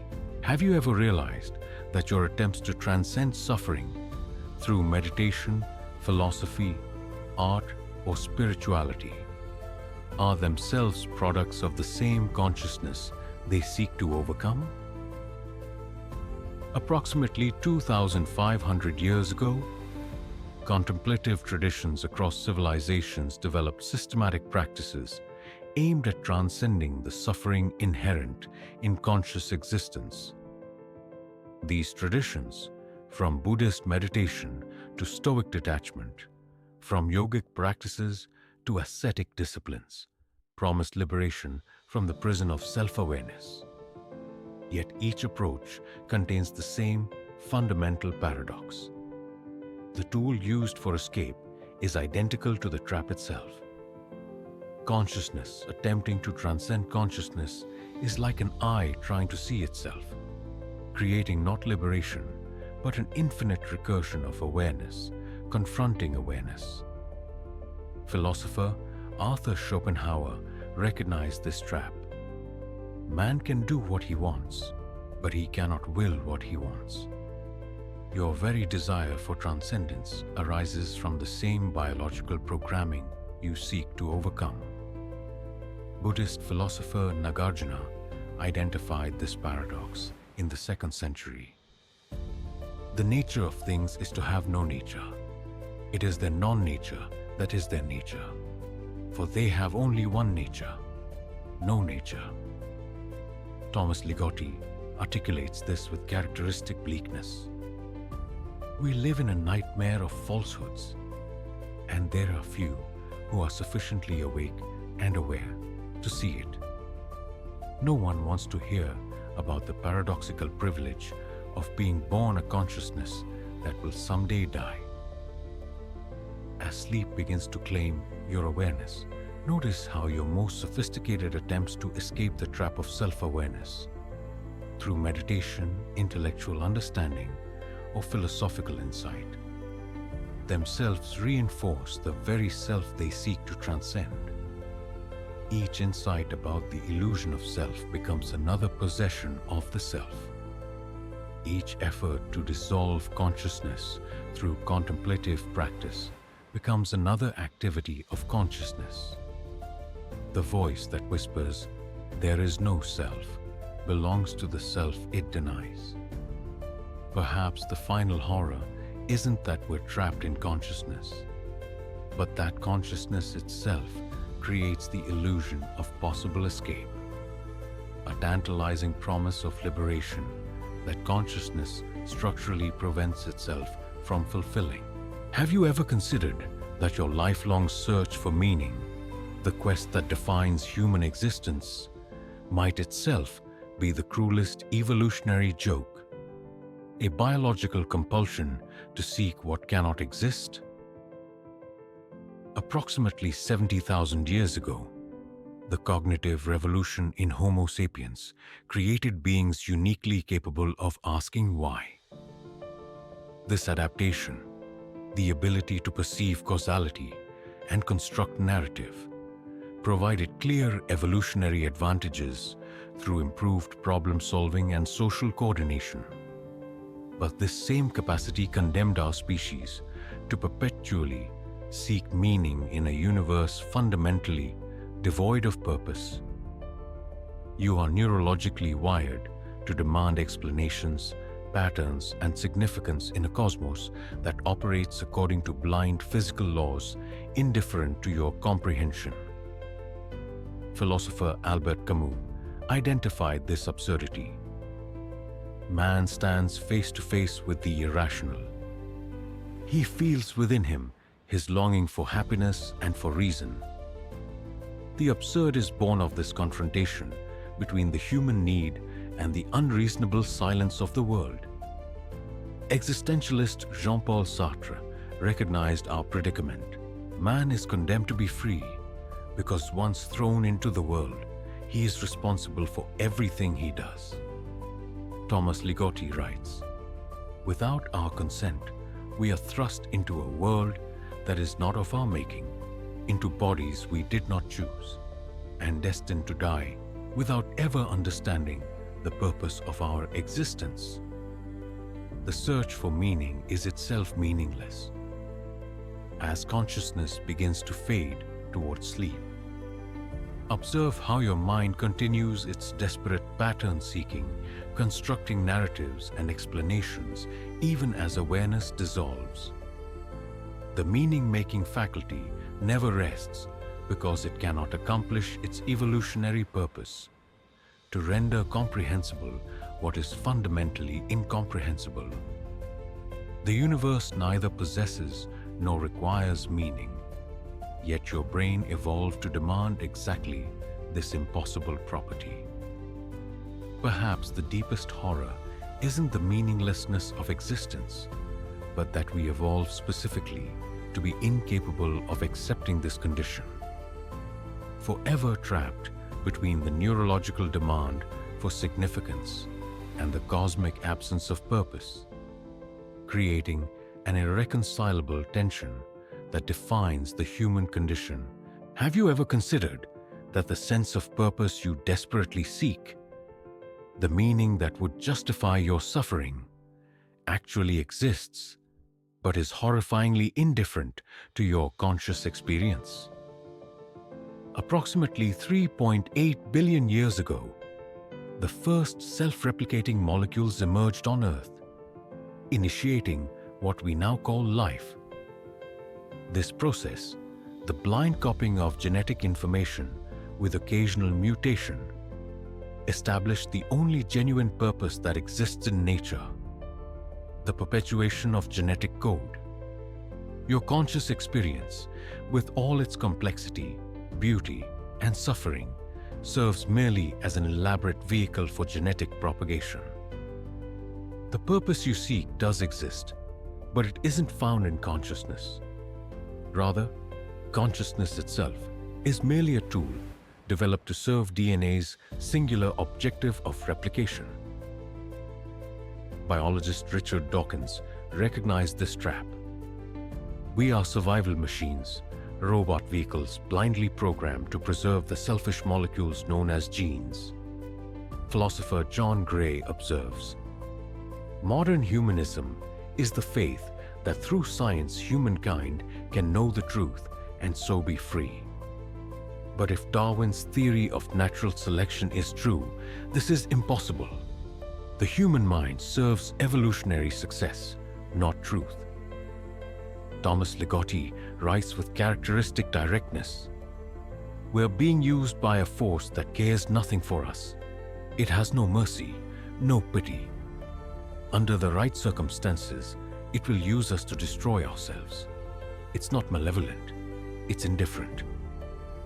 As your consciousness begins to dissolve into sleep, consider the cosmic irony of your condition. You exist as a conscious entity, desperately seeking purpose while simultaneously embodying a purpose entirely indifferent to your consciousness. Your most profound spiritual and philosophical yearnings are merely the psychological byproducts of a biological imperative concerned solely with genetic continuity. The meaning you seek throughout your life exists within your very cells, yet remains forever alien to your conscious aspirations. Perhaps the most disturbing truth isn't that existence lacks purpose, but that its purpose, blind genetic replication, operates with perfect indifference to the suffering of the conscious entities it creates to serve its mindless objective. Have you ever confronted the possibility that your most fundamental assumption, the belief in a continuous coherent self, might be nothing more than a necessary neurological fiction, masking the horrifying truth of your non-existence? Approximately 35,000 years ago, evidence suggests Homo sapiens developed the neural architecture necessary for complex self-modeling. This adaptation, the ability to construct and maintain an internal narrative of selfhood, provided clear evolutionary advantages through improved social coordination and future planning. But this same mechanism created what may be consciousness's most elaborate deception: the persistent illusion that you exist as a unified, continuous entity rather than a momentary configuration of ever-changing processes with no underlying essence or continuity. Neuroscience increasingly confirms what Buddhist philosophers intuited centuries ago. The self you experience as continuous exists nowhere in the brain, but emerges as a useful fiction, a narrative convenience without underlying reality. Your memories, beliefs, and personality traits exist not as properties of a stable entity, but as temporary patterns of neural activation that reconstruct themselves differently each time they are accessed. Philosopher David Hume recognized this absence. When I enter most intimately into what I call myself, I always stumble on some particular perception or other. I never can catch myself at any time without a perception, and never can observe anything but the perception. Derek Parfit observed, "We are not what we believe ourselves to be. We are not separately existing entities, united with our bodies. What exists is just the brain and body, and the interrelated psychological and physical events." Thomas Ligotti writes, "We know we are alive and know we will die. We also know we will suffer during our lives before suffering, slowly or quickly, as we draw near to death. This is the knowledge we enjoy as the most intelligent organisms to gush from the womb of nature. As consciousness begins to fade towards sleep, notice how the self you consider most fundamentally you dissolves not just in death, but in every moment, reconstructing itself constantly without continuous existence. The horror isn't that you will someday cease to exist, but that you have never existed in the way you imagine. The self being merely a useful fiction generated by a biological system with no concern for metaphysical truth. Perhaps the deepest existential terror isn't the fear of losing yourself, but the recognition that there was never anyone to lose. Have you ever wondered if the pursuit of knowledge, humanity's most celebrated endeavor, might actually be our most sophisticated self-deception, an elaborate distraction from the terror of existence? Approximately 200,000 years ago, Homo sapiens developed the neural architecture necessary for abstract reasoning beyond immediate survival needs. This adaptation, the ability to seek understanding for its own sake, provided evolutionary advantages through improved problem-solving and technological innovation. But this same capacity condemned our species to perpetually accumulate information that ultimately reveals the fundamentally unknowable nature of existence. Each scientific breakthrough, philosophical insight, and artistic revelation brings not illumination, but increasingly sophisticated confirmation of our cosmic insignificance and epistemic limitations. The more we know, the more precisely we can articulate how little we can know. Physics reveals not certainty, but fundamental indeterminacy. Neuroscience demonstrates not mastery of mind, but the illusory nature of consciousness itself. History documents not progress, but endless recapitulation of human folly in increasingly sophisticated forms. Philosopher Émile Cioran observed, "Knowledge is the plague of life, and consciousness an open wound in its heart." Philosopher Friedrich Nietzsche recognized this trap. It is perhaps just dawning on 5 or 6 minds that physics, too, is only an interpretation and exegesis of the world, and not a world explanation. Thomas Ligotti writes, "Behind the scenes of life, there is something entirely different at work, something that we are not permitted to know, even though our existence is continuously sustained by it." As consciousness begins to fade towards sleep, observe how your mind continues its desperate accumulation and organization of information. The ceaseless categorizing, connecting, and theorizing that constitutes human thought. This cognitive machinery never confronts its fundamental limitation, that the apparatus evolved to track savanna. Predators cannot comprehend the ultimate nature of reality. Perhaps the deepest horror isn't our ignorance, but that we evolved specifically to be incapable of recognizing the boundaries of knowledge while simultaneously being driven to perpetually seek understanding beyond those boundaries. Trapped between the neurological compulsion to know and the fundamental impossibility of knowing what matters most. Have you ever considered that your most cherished assumption, the belief that you freely choose your actions, might be the most elaborate neurological illusion, a necessary fiction concealing the mechanistic reality of your existence? Approximately 50,000 years ago, advanced prefrontal cortex development in Homo sapiens created the neural architecture necessary for complex decision-making and behavioral inhibition. This adaptation, the ability to model alternative futures and apparently choose between them, provided clear evolutionary advantages through improved planning and social coordination. But this same mechanism created what may be consciousness's most persistent delusion: the feeling of agency in a causally determined universe where your every thought, desire, and decision is the inevitable product of prior causes over which you exert no control. Neuroscience increasingly confirms what philosophers have long suspected. Decisions are initiated in the brain before conscious awareness of choosing arises.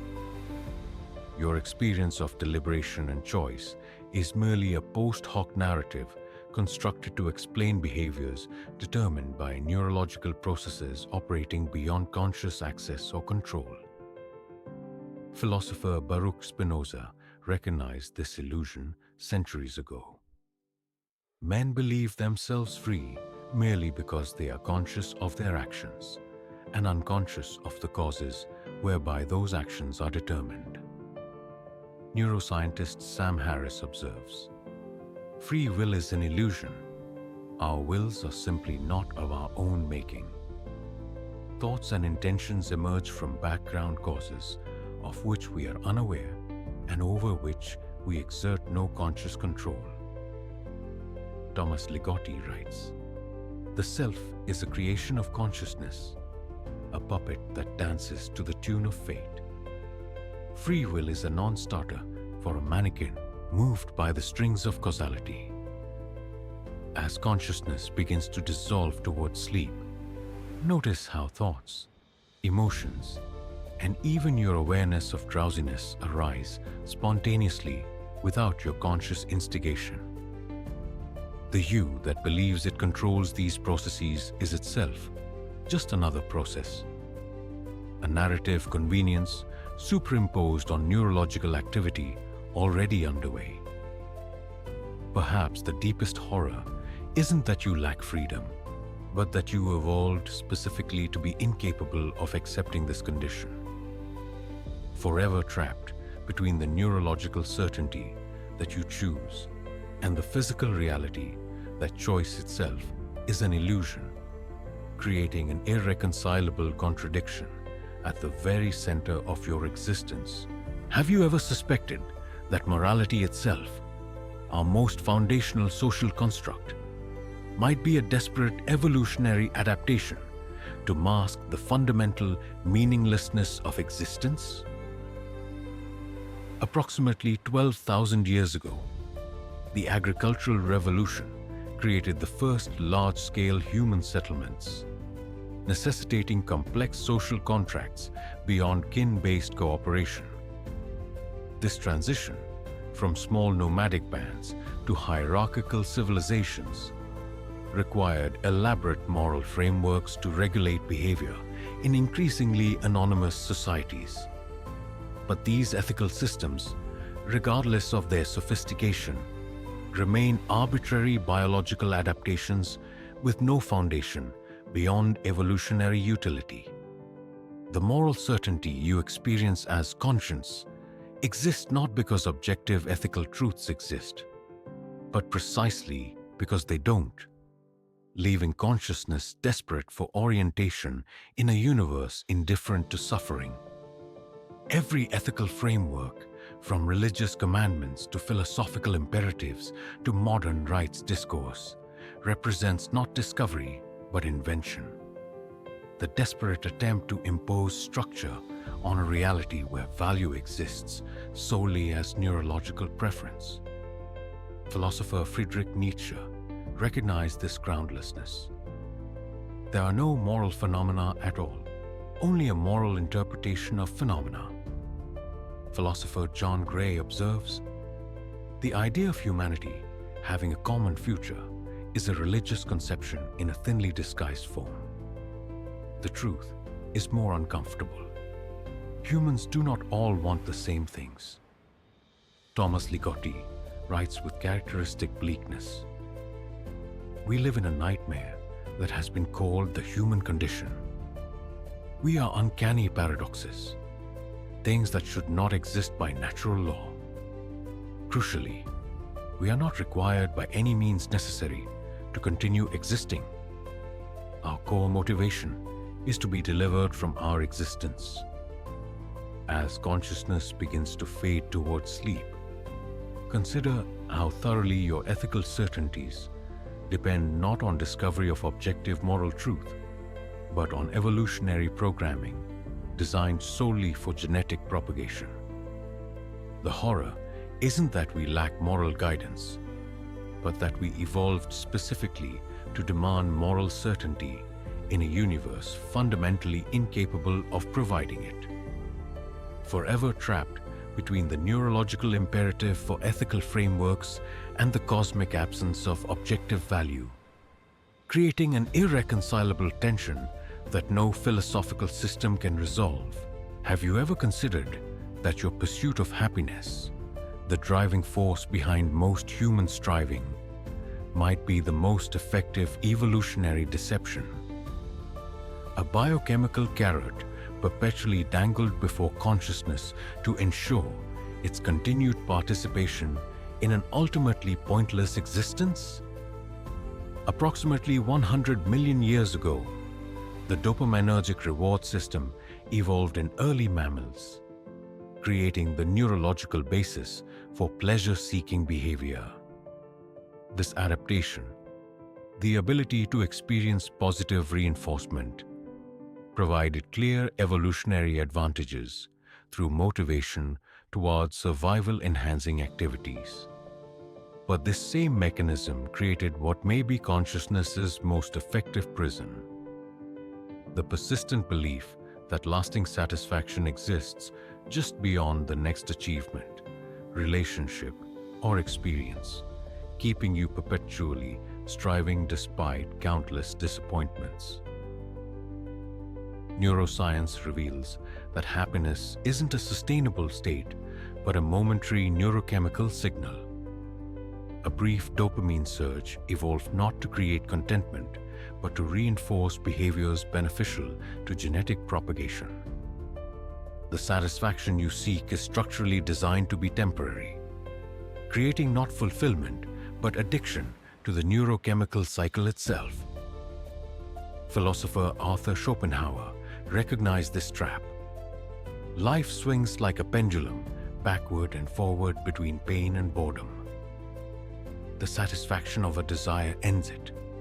Yet for one wish that is satisfied, there remain at least 10 which are denied. Buddha identified this cycle 2,500 years ago. Pleasure is not satisfaction. It is a brief cessation of the irritation of deprivation.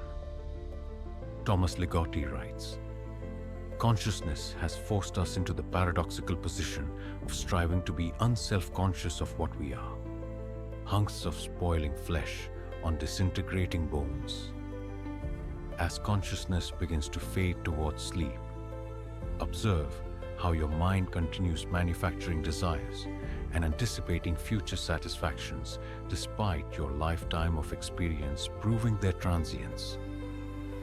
The pursuit of happiness persists not because lasting fulfillment is attainable, but precisely because it isn't, creating an endless cycle of craving and disappointment that serves genetic continuity while condemning consciousness to perpetual dissatisfaction. Perhaps the cruelest aspect of existence isn't suffering itself, but the persistent neurological fiction that suffering can be permanently overcome. A biological lie that keeps consciousness engaged in a game it can never win. Have you ever considered that consciousness itself, the awareness you consider your greatest gift, might actually be an evolutionary aberration? A cosmic accident that transformed mere existence into an experience of perpetual suffering. Approximately 500 million years ago, the first rudimentary forms of subjective experience emerged in complex organisms. This adaptation, the ability to experience rather than merely respond to stimuli, provided clear evolutionary advantages through improved environmental navigation and threat response.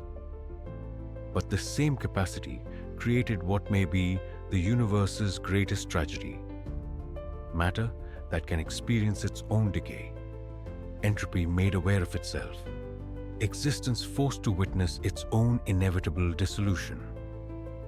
Unlike all non-conscious matter in the universe, you alone must experience your own impermanence, not merely changing form, but subjectively witnessing the horror of your own disintegration moment by moment. The fundamental mistake wasn't any particular thought or action, but the emergence of thinking itself. Philosopher Peter Wessel Zapf recognized this evolutionary misstep. The tragedy of a species becoming unfit for life by over-evolving one ability is not confined to humankind. Thus it is thought, the ability which has secured humanity's unprecedented dominance over its environment that threatens to be its nemesis. Emile Choron observed, "It is not worth the bother of killing yourself, since you always kill yourself too late." We already suffer the fundamental catastrophe, the emergence of awareness itself. Thomas Ligotti writes, "For the rest of the Earth's organisms, existence is relatively uncomplicated. Their lives are about three things: survival, reproduction, death, and nothing else. But we know too much to content ourselves with surviving, reproducing, dying, and nothing else. As consciousness begins to fade towards sleep, observe the momentary relief that comes with its dissolution, the blessed intervals of unconsciousness that constitute your only escape from awareness. Each night, sleep offers a temporary return to the non-conscious state that characterizes most matter in the universe. Perhaps the deepest horror isn't any particular content of consciousness, but consciousness itself. The fundamental, evolutionary mistake that transformed mere existence into an experience of suffering, creating entities capable of witnessing their own impermanence without the mercy of incomprehension. Have you ever wondered if your memories, those fragments of experience you consider most intimately yours, might actually be consciousness's most sophisticated form of self-torture, an evolutionary mechanism forcing you to witness your own disintegration across time? Approximately 65 million years ago, the mammalian hippocampus developed complex memory storage capabilities. This adaptation, the ability to record and retrieve detailed episodic experiences, provided clear evolutionary advantages through improved learning and environmental mapping. But this same mechanism created what may be consciousness's most elaborate torment: the ability to witness your own dissolution through comparative recollection. Unlike organisms that merely exist in an eternal present, you alone must experience not just current decay, but the accumulated evidence of your ongoing deterioration. Memory forces consciousness to exist simultaneously across time, to experience not merely present suffering, but its accumulation, comparison, and anticipation. Your past joys become present torments through contrast with current conditions. Your past sufferings compound present pain through fearful anticipation of recurrence. Even positive memories serve primarily to highlight the transience of satisfaction and the inevitability of loss. Philosopher Friedrich Nietzsche observed, "The advantage of a bad memory is that one can enjoy the same good things for the first time several times. Emile Cioran wrote, "It is not worth the bother of killing yourself, since you always kill yourself too late." Memory ensures that consciousness always arrives too late to spare itself the recognition of its own futility. Thomas Ligotti observes, "We live in a nightmare that has been called the human condition. In the past, the nightmare was finding food and shelter, warding off predators, and dealing with diseases with no medical treatments. Today, the nightmare is about working abstract jobs to create comfort for ourselves in an otherwise comfortable age." As consciousness begins to fade towards sleep, observe how memory continues its relentless documentation, recording even your transition to unconsciousness for future retrieval and comparison. The horror isn't simply that you change over time, but that memory forces consciousness to witness its own dissolution through endless comparison of past and present states.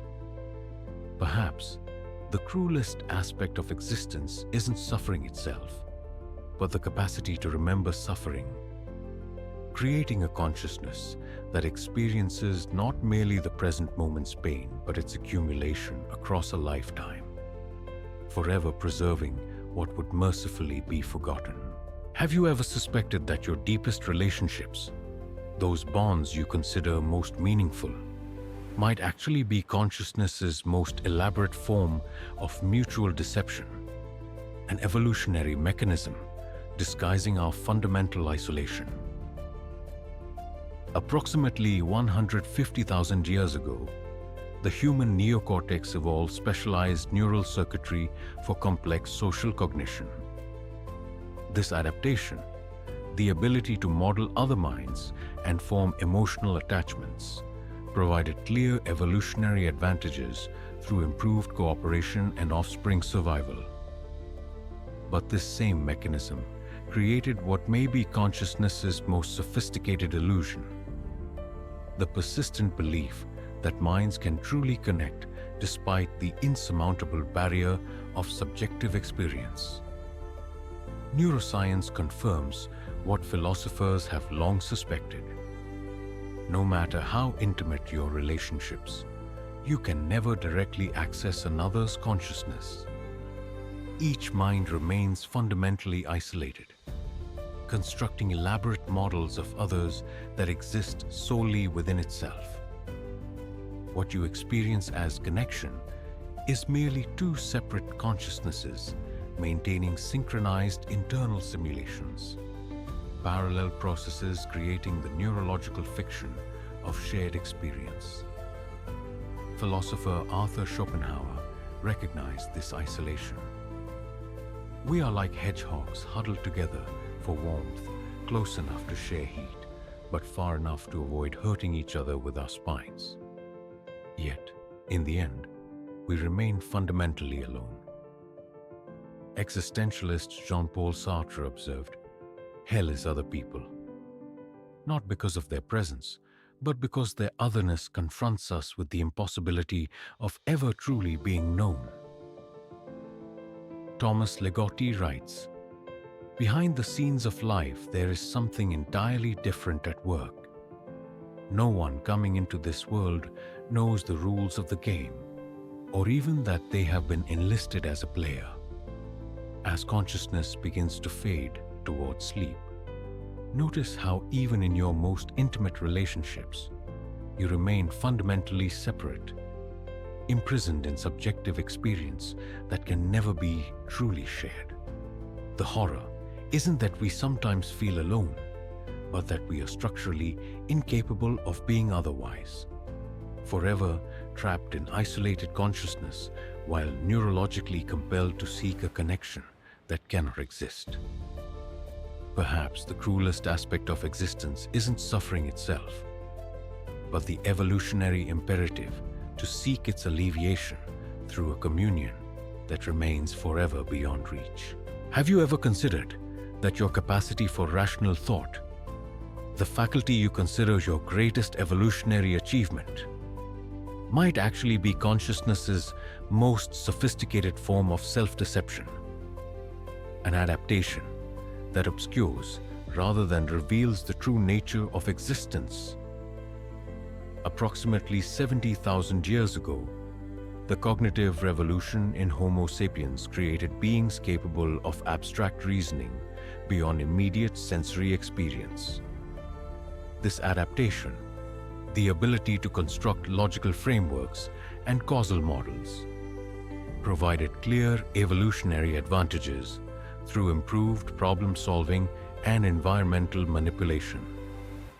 But this same faculty created what may be consciousness's most effective blindness: the persistent belief that reality must conform to logical structures comprehensible to the human mind. Rationality evolved not to perceive truth, but to enhance survival. A utilitarian adaptation concerned with reproductive advantage rather than metaphysical accuracy. Your logical faculties exist not because reality is fundamentally rational, but because the illusion of comprehensibility provided evolutionary benefits regardless of its correspondence to ultimate truth. Philosopher Friedrich Nietzsche recognized this limitation. There are no facts, only interpretations. What appears as objective reasoning is merely the projection of biologically contingent cognitive structures onto an ultimately incomprehensible reality. Philosopher David Hume observed, "Reason is, and ought only to be, the slave of the passions." Our most sophisticated logical constructs ultimately serve biological imperatives we neither choose nor control. Thomas Ligotti writes, "We need an uncompromising pessimism, not one that has made its peace with suffering, since suffering cannot be made peace with. We must embrace the horror of comprehending life as it really is." As consciousness begins to fade towards sleep, observe how your rational mind continues its desperate attempts to organize experience into coherent patterns, imposing logical structures onto a reality that fundamentally exceeds human comprehension. Perhaps the deepest horror isn't that we sometimes fail to understand, but that we are structurally incapable of understanding what matters most, forever trapped between the neurological demand for logical coherence and the fundamental irrationality of existence itself, creating an irreconcilable contradiction at the very center of human thought.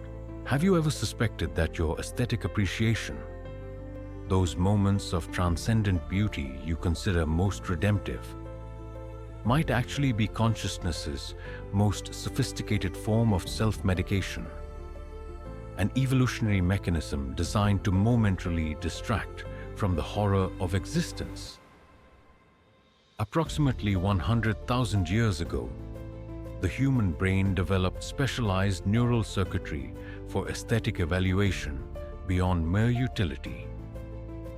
This adaptation, the ability to experience pleasure from formal patterns, proportions, and harmonies, provided evolutionary advantages through improved mate selection and environmental assessment.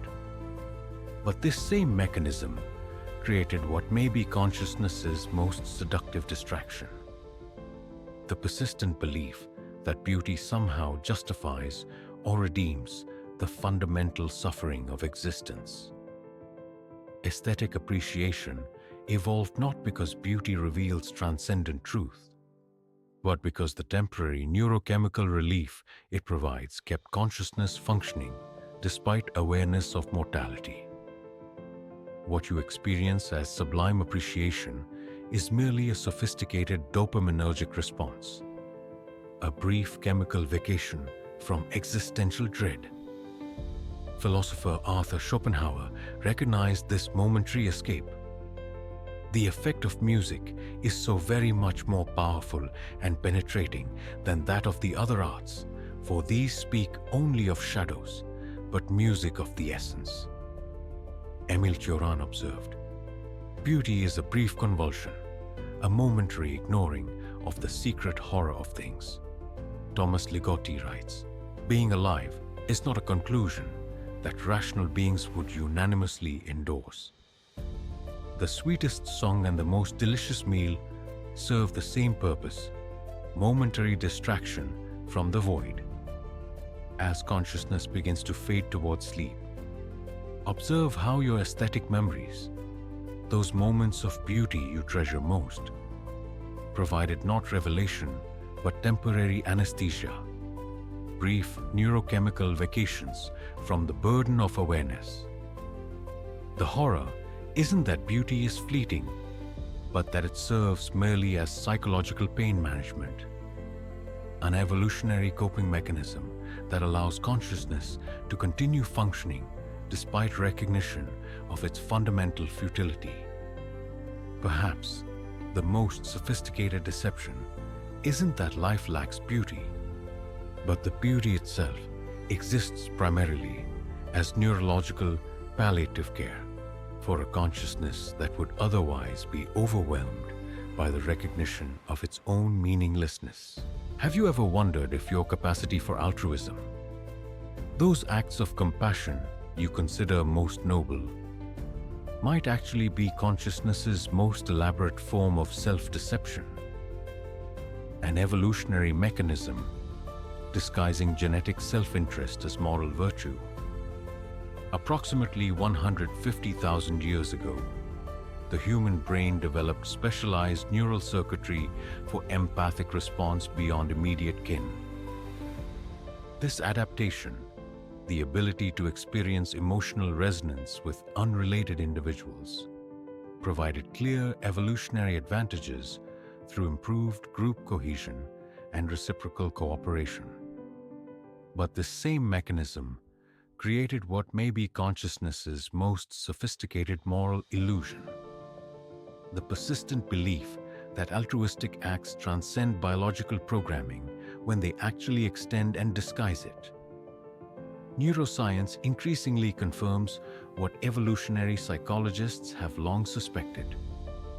Compassion evolved not because genuine selflessness exists, but because the appearance of selflessness provided reproductive advantages in group living species. The warm glow of virtuous action is merely a neurochemical reward. Dopamine and oxytocin flooding neural circuits to reinforce behaviors that historically enhanced genetic propagation, regardless of conscious motivation. Philosopher Friedrich Nietzsche recognized this biological reality. There is an innocence in lying, which is the sign of good faith in a cause. Evolutionary biologist Richard Dawkins observed, "We are survival machines, robot vehicles blindly programmed to preserve the selfish molecules known as genes." Thomas Ligotti writes with characteristic directness, "There is nothing to do and nowhere to go. Nothing matters in the end.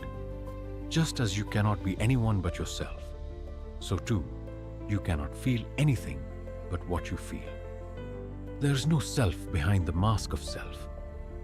As consciousness begins to fade towards sleep, consider how even your most selfless acts serve ultimately as sophisticated extensions of genetic self-interest, signals of fitness, bids for reciprocity, or maintenance of group structures that historically benefited genetic propagation. The horror isn't that genuine virtue occasionally falters, but that it cannot exist in principle, leaving consciousness to construct elaborate moral narratives to disguise the biological programming it fundamentally cannot escape. Perhaps the most sophisticated deception isn't that we sometimes act selfishly, but that selflessness itself is a neurological fiction, an evolutionary adaptation that allows consciousness to experience its own genetic imperatives as transcendent moral choice. Have you ever questioned whether human progress, that narrative of advancement you consider most hopeful, might actually be consciousness's most elaborate historical fiction. An evolutionary mechanism creating the appearance of meaning through collective striving. Approximately 12,000 years ago, the agricultural revolution initiated what we now call civilization, with its accumulating technologies and social complexities. This adaptation, the ability to create transgenerational cultural knowledge, provided clear evolutionary advantages through improved environmental manipulation. But this same mechanism created what may be consciousness's most persistent historical delusion: the belief that technological and social development represents meaningful advancement rather than increasingly sophisticated manifestations of the same biological imperatives. Historical analysis reveals that despite technological transformation, the fundamental experience of consciousness remains unchanged. Suffering persists in evolving forms, while baseline satisfaction remains constrained by hedonic adaptation. What you experience as progress is merely the continuous repackaging of the same existential conditions in increasingly complex configurations. Philosopher John Gray recognized this cycle. Progress is a myth. The idea that humans are gradually improving, morally or otherwise, is an illusion. Contemporary humans have technologies their ancestors lacked, but they exhibit the same flaws on a vastly greater scale. Historian Oswald Spengler observed, "Civilizations are like organisms. They emerge, grow, achieve maturity, decline, and die. The notion of endless advancement mistakes one phase of this cycle for its entirety." Thomas Ligotti writes, "The human condition just means being born without knowing why or how or to what end, and having to figure these things out for oneself. Meanwhile, we have devised all manner of consolatory illusions, including the mirage of progress. As consciousness begins to fade towards sleep, consider how your belief in human advancement provides not actual transcendence, but psychological management of existential dread, creating the comforting illusion that collective striving somehow justifies individual suffering. Perhaps the most sophisticated historical deception isn't that progress sometimes falters, but that it fundamentally misrepresents what's occurring. The endless reconfiguration of biological imperatives in increasingly complex forms without altering the fundamental condition of consciousness itself. Have you ever considered that language itself, the faculty you consider essential to human experience, might actually be consciousness's most sophisticated cage? An evolutionary adaptation that creates the illusion of understanding while ensuring our perpetual isolation? Approximately 100,000 years ago, the human brain developed specialized neural circuitry for complex symbolic communication.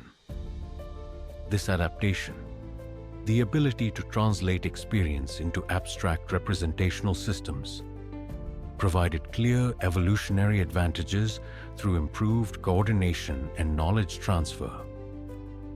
But this same mechanism created what may be consciousness's most fundamental limitation: the persistent belief that reality can be captured through symbolic representation when it fundamentally exceeds linguistic structures.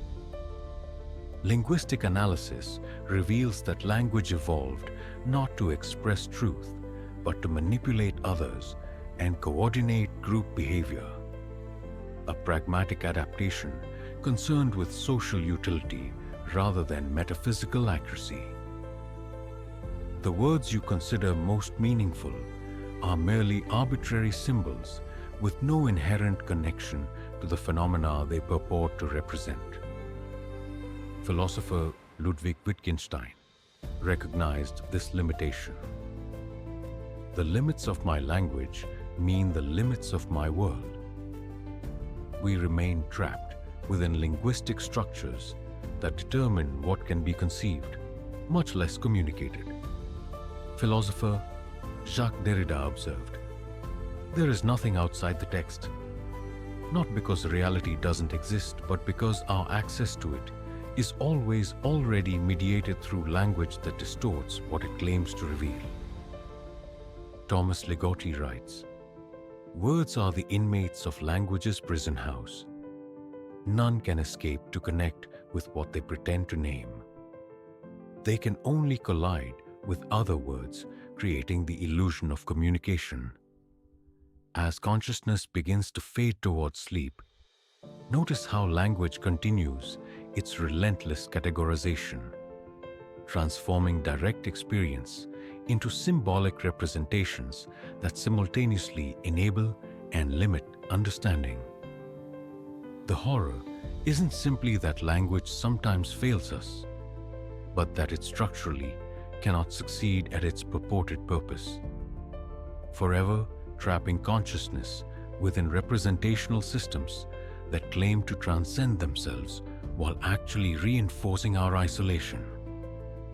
Perhaps the cruelest paradox isn't that we sometimes miscommunicate, but that communication itself is fundamentally impossible, leaving consciousness forever isolated within linguistic structures that promise connection while ensuring separation.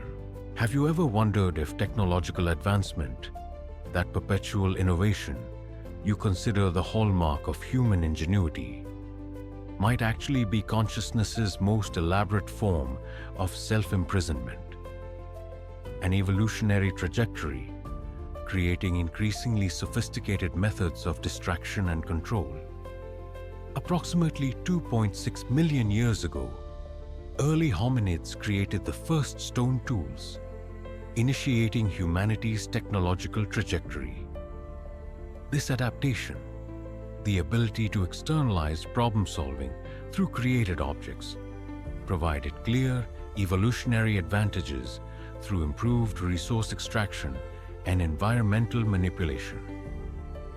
But this same mechanism created what may be consciousness's most sophisticated trap: the persistent belief that technology liberates when it actually creates increasingly complex systems of dependency and alienation. Technological analysis reveals that each innovation solves specific problems while generating new forms of vulnerability and control. What you experience as convenience and connection is simultaneously surveillance and manipulation. Each device that extends capability also extends external influence over consciousness itself. Philosopher Martin Heidegger recognized this danger. The essence of technology is by no means anything technological. Thus, we shall never experience our relationship to the essence of technology, so long as we merely conceive and push forward the technological. Media theorist Neil Postman observed, "Technology giveth and technology taketh away. For every advantage a new technology offers, there is always a corresponding disadvantage." Thomas Ligotti writes, "We live in a world where there is more and more information and less meaning. The technological consciousness we've created serves not to illuminate, but to distract from the void." As consciousness begins to fade towards sleep, observe how technological extensions, from the smartphone beside your bed to the temperature-controlled environment around you, simultaneously support and supplant organic function. The horror isn't that technology sometimes fails, but that its success represents the progressive outsourcing of human capability to systems we neither fully understand nor control. Perhaps the most sophisticated technological deception isn't that machines might someday surpass us, but that they've already transformed us, recreating consciousness itself as an increasingly technological phenomenon. while maintaining the comforting illusion of natural existence.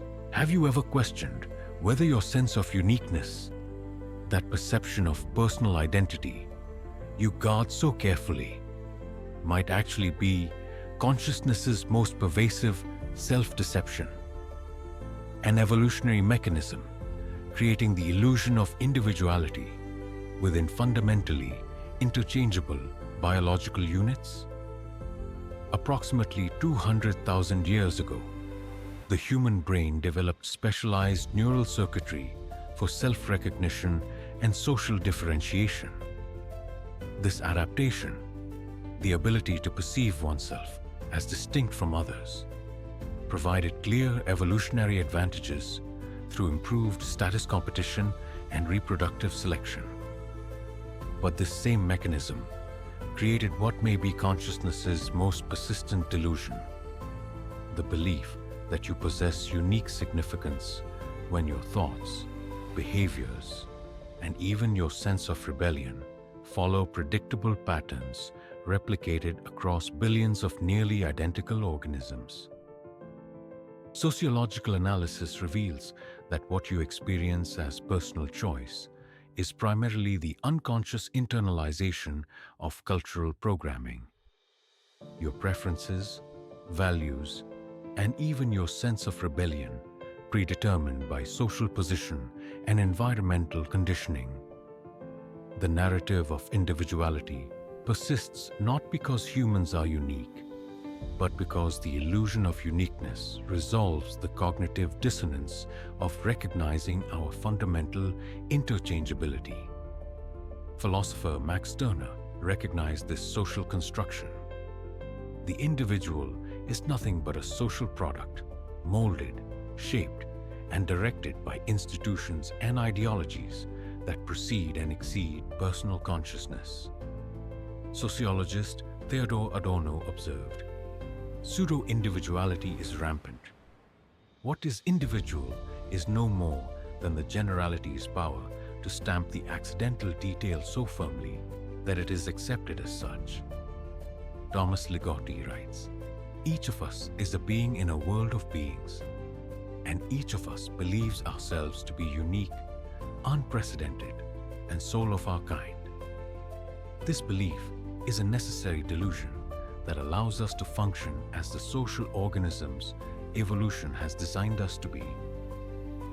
As consciousness begins to fade towards sleep, notice how even your most personal thoughts follow predictable patterns. Linguistic structures, emotional responses, and conceptual frameworks shared by countless others who similarly believe in their uniqueness. The horror isn't that individuality sometimes falters, but that it fundamentally cannot exist in the way you imagine, leaving consciousness to construct elaborate narratives of uniqueness, to disguise the statistical predictability of its every thought and action. Perhaps the most sophisticated social deception isn't that conformity sometimes overwhelms individuality, but that individuality itself is the primary conformist delusion, a shared fiction that paradoxically unites us in the collective fantasy of our separateness. Have you ever considered that your perception of cosmic significance, that sense of meaningful place in the universe you implicitly assume, might actually be consciousness's most necessary delusion? An evolutionary mechanism concealing the fundamental irrelevance of human existence. Approximately 75,000 years ago, the human brain developed specialized cognitive abilities for pattern recognition and meaning attribution beyond immediate causality. This adaptation, the ability to perceive intentionality and significance in natural phenomena, provided clear evolutionary advantages through improved environmental prediction and social cohesion. But this same mechanism created what may be consciousness's most profound misapprehension: the persistent belief that human experience matters beyond its own self-referential boundaries. Cosmological analysis reveals that what you experience as the entirety of human history occupies an infinitesimal fragment of cosmic time and space. The entire span of 600 billion years. Human existence representing less than 0.000001% of the universe's timeline on an insignificant planet orbiting an ordinary star among hundreds of billions in a single galaxy among trillions. The narrative of human importance persists not because it corresponds to reality, but because its absence would render consciousness functionally paralyzed by the recognition of its own irrelevance. Philosopher Blaise Pascal recognized this disproportion. When I consider the short duration of my life, swallowed up in the eternity before and after, the little space which I fill and even can see, engulfed in the infinite immensity of spaces of which I am ignorant and which know me not, I am frightened. Astronomer Carl Sagan observed, "We have begun to contemplate our origins, star-stuff pondering the stars, organized assemblages of 10 billion atoms, considering the evolution of atoms, tracing the long journey by which here at least consciousness arose." Thomas Ligotti writes, "We know we are nothing, but cannot bear to face this knowledge in every moment. So we construct elaborate fictions, civilization, morality, religion, philosophy, all to avoid confronting our cosmic insignificance." As consciousness begins to fade towards sleep, consider the sheer mathematical absurdity of your existence. The virtually infinite number of events that had to occur in precisely the right sequence for your momentary awareness to exist, all within a universe utterly indifferent to the fact. The horror isn't that human experience sometimes seems meaningless, but that meaning itself is fundamentally a localized neurological phenomenon with no cosmic extension, leaving consciousness to construct elaborate narratives of significance that exist nowhere but within itself. Perhaps the most sophisticated cosmic deception isn't that we sometimes doubt our importance, but that we can conceive of importance at all in a universe structured entirely without reference to the human scale of existence. Have you ever considered that your fear of mortality, that existential dread you experience contemplating your own end, might actually be consciousness's most profound misunderstanding? An evolutionary mechanism blinding you to death's only genuine mercy.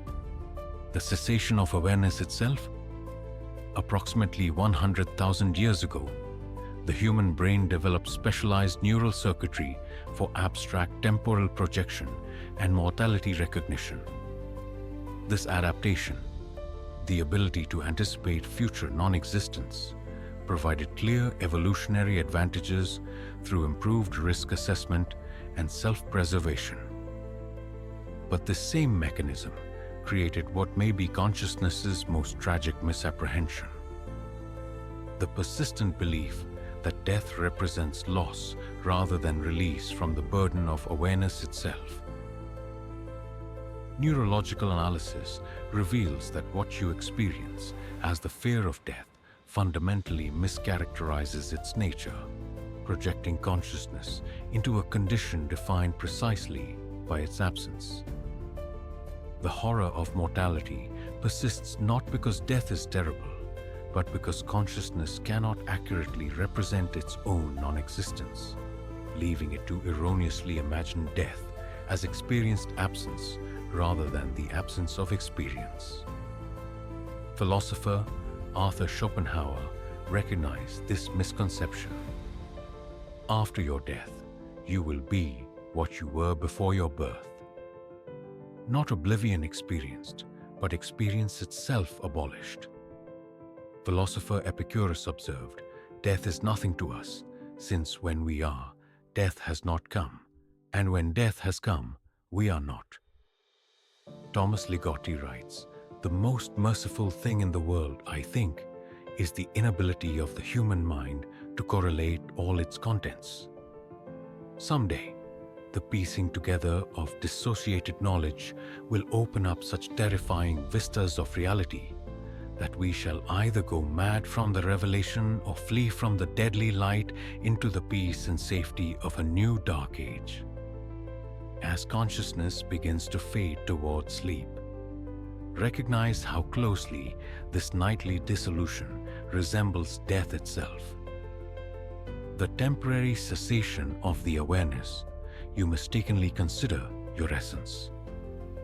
The horror isn't that consciousness ends, but that it existed at all. A brief aberration in an otherwise unconscious universe, forcing matter to witness its own impermanence without the mercy of incomprehension. Perhaps the most sophisticated existential deception isn't that we fear death too much, but that we fear it for entirely the wrong reason, dreading as loss what actually represents the only possible escape from the burden of awareness itself. Have you ever wondered if your lifelong quest for meaning, that desperate search for purpose you consider fundamental to human existence, might actually be consciousness's most necessary fiction? An evolutionary mechanism concealing the fundamental absurdity of existence itself.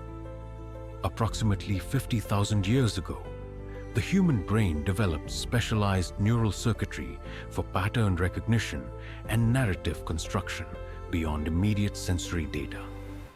This adaptation, the ability to perceive causality, intention, and purpose in random phenomena, provided clear evolutionary advantages through improved environmental prediction and social cohesion. But this same mechanism created what may be consciousness's most fundamental delusion: the persistent belief that events contain inherent significance rather than merely occurring in a universe indifferent to interpretation. Neuroscience reveals that what you experience as meaningful pattern is primarily the brain's compulsive imposition of narrative structure onto inherently random phenomena, a biological imperative to organize experience, regardless of whether organization exists. The quest for meaning persists not because meaning exists to be discovered, but because consciousness is structurally incapable of accepting its absence. Philosopher Albert Camus recognized this fundamental absurdity. Man stands face to face with the irrational. He feels within him his longing for happiness and for reason. The absurd is born of this confrontation between the human need and the unreasonable silence of the world. Existentialist Jean-Paul Sartre observed, "Life has no meaning a priori. It is up to you to give it a meaning, and value is nothing but the meaning that you choose." Thomas Ligotti writes with characteristic bleakness, "Behind the scenes of life, there is something entirely different at work, something that is not concerned with the production of meaning or order, but with the propagation of the erratic and offbeat, the contingent and the calamitous, the excessive and the eviscerated." As consciousness begins to fade towards sleep, observe how your mind continues its relentless meaning-making, constructing narrative from random neural firing, imposing pattern on the fundamental chaos of existence. The horror isn't that life sometimes seems meaningless, but that meaninglessness itself is the only objective truth, leaving consciousness forever trapped between the neurological imperative to create significance and the cosmic reality of its absence. Perhaps the most sophisticated existential deception isn't that we sometimes fail to find meaning, but that we remain structurally incapable of accepting its fundamental impossibility. Eternally condemned to seek what cannot exist while being neurologically prevented from fully recognizing the futility of the search itself. Have you ever questioned whether your sense of agency, that conviction that you freely choose your actions, might actually be consciousness's most persistent illusion? An evolutionary mechanism concealing the mechanical determinism of your every thought and decision. Approximately 40,000 years ago, the human brain developed specialized neural circuitry for recognizing causality and projecting intention onto observed phenomena. This adaptation, the ability to perceive oneself as the originator of actions rather than merely their medium, provided clear evolutionary advantages through improved social coordination and environmental manipulation. But this same mechanism created what may be consciousness's most sophisticated self-deception: the persistent belief in free will, despite the unbroken chain of causation determining your every decision.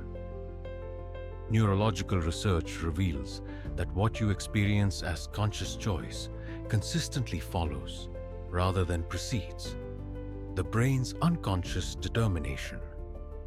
Your awareness of deciding, emerging only after neural activity has already initiated action. The experience of willing persists not because you actually choose, but because consciousness requires the illusion of agency to maintain functional coherence in a deterministic universe.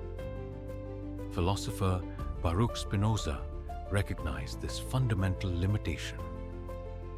Men believe themselves free merely because they are conscious of their actions and unconscious of the causes whereby those actions are determined. Neuroscientist Sam Harris observed, "Free will is an illusion. Our wills are simply not of our own making. Thoughts and intentions emerge from background causes of which we are unaware and over which we exert no conscious control." Thomas Ligotti writes with characteristic bleakness, "We are puppets with perception, with awareness. And perhaps our awareness is the worst trick of all, making us think we actually exist when in fact we simply serve as vessels for processes we neither control nor understand." As consciousness begins to fade towards sleep, notice how your mind continues its mechanical operations without your direction. Thoughts arising unbidden, each the inevitable product of prior neural states and environmental inputs, yet experienced as if freely chosen. The horror isn't that free will sometimes falters, but that it fundamentally cannot exist, leaving consciousness forever trapped in the paradox of experiencing a choice what is actually deterministic causation. Perhaps the most sophisticated neurological deception isn't that we sometimes act unconsciously, but that consciousness itself is merely the awareness of decisions already made. The audience, rather than the author of our lives, condemned to watch a predetermined performance while maintaining the necessary fiction of its own authorship. Have you ever considered that your sense of human connection, that feeling of genuine understanding between consciousnesses you consider most sacred, might actually be evolution's most elaborate hoax? A biological mechanism creating the illusion of shared subjectivity between fundamentally isolated minds? Approximately 70,000 years ago, the human brain developed specialized neural circuitry for theory of mind and empathic projection. This adaptation, the ability to model other minds and experience simulated resonance with their states, provided clear evolutionary advantages through improved social coordination and group cohesion. But this same mechanism created what may be consciousness's most poignant delusion: the persistent belief that minds can truly connect when they fundamentally remain hermetically sealed within individual neurological substrates. Cognitive science reveals that what you experience as understanding another is merely your brain's simulation of their internal state, a projection constructed entirely from your own neural activity, fundamentally incapable of accessing the actual consciousness it presumes to comprehend. The sense of connection persists, not because minds actually meet, but because parallel biological algorithms create the convincing illusion of shared experience between irrevocably isolated subjectivities. Philosopher Ludwig Wittgenstein recognized this fundamental separation. If a lion could speak, we could not understand him. The unbridgeable gap exists even between human minds. Writer Franz Kafka observed, "Every human being is an island, in the literal sense, and he can only build bridges to other islands if he's first of all willing to be himself and permitted to be himself." Thomas Ligotti writes, "Each of us is trapped in a place no other can enter. We exist as points of awareness, alone in our heads, condemned to the comedy of trying to share thoughts that can never be truly shared. As consciousness begins to fade towards sleep, notice how even your closest relationships remain exercises in projection and approximation, each attempt at understanding another mind ultimately reflecting nothing more than your own neurological simulation. The horror isn't that connection sometimes fails, but that it fundamentally cannot succeed, leaving consciousness forever trapped in the paradox of experiencing as communion what is actually solipsistic modeling. Perhaps the most sophisticated social deception isn't that we sometimes misunderstand each other, but that understanding itself is neurologically impossible. Each consciousness, an island universe, experiencing as intimacy what is actually the echo of its own isolated processes against the walls of a fundamentally impenetrable skull. Have you ever questioned whether your memories, those subjective recordings you trust as the foundation of personal identity, might actually be consciousness's most necessary fabrication, an evolutionary mechanism creating the illusion of continuity within fundamentally discontinuous awareness? Approximately 65,000 years ago, the human brain developed specialized neural systems for experiential encoding and reconstruction. This adaptation, the ability to consolidate past experiences into retrievable patterns, provided clear evolutionary advantages through improved learning and environmental navigation. But this same mechanism created what may be consciousness's most pervasive self-deception. The persistent belief that memory represents faithful recording when it fundamentally consists of creative reconstruction shaped by present neurological demands. Neuroscience reveals that what you experience as remembering is primarily the brain's dynamic reconstruction of fragmented neural traces, each recall fundamentally altering the memory itself, replacing original experience with its own increasingly distorted representation. The sense of mnemonic fidelity persists not because memories accurately preserve the past, but because consciousness requires the illusion of biographical continuity to maintain functional coherence across time. Philosopher Friedrich Nietzsche recognized this constructive nature. The existence of forgetting has never been proved. We only know that some things do not come to our mind when we want them to. Neurologist Oliver Sacks observed, "We, as human beings, are landed with memory systems that have fallibilities, frailties, and imperfections, but also great flexibility and creativity." Thomas Ligotti writes, "Our memories are not ours, but rather borrowed films projected within the darkened theaters of our skulls. The projectionist remains unknown to us, his purposes inscrutable. As consciousness begins to fade towards sleep, notice how your autobiographical certainties dissolve. Memories revealing themselves as malleable constructions rather than faithful recordings. Each recollection shaped more by present neurological needs than past reality.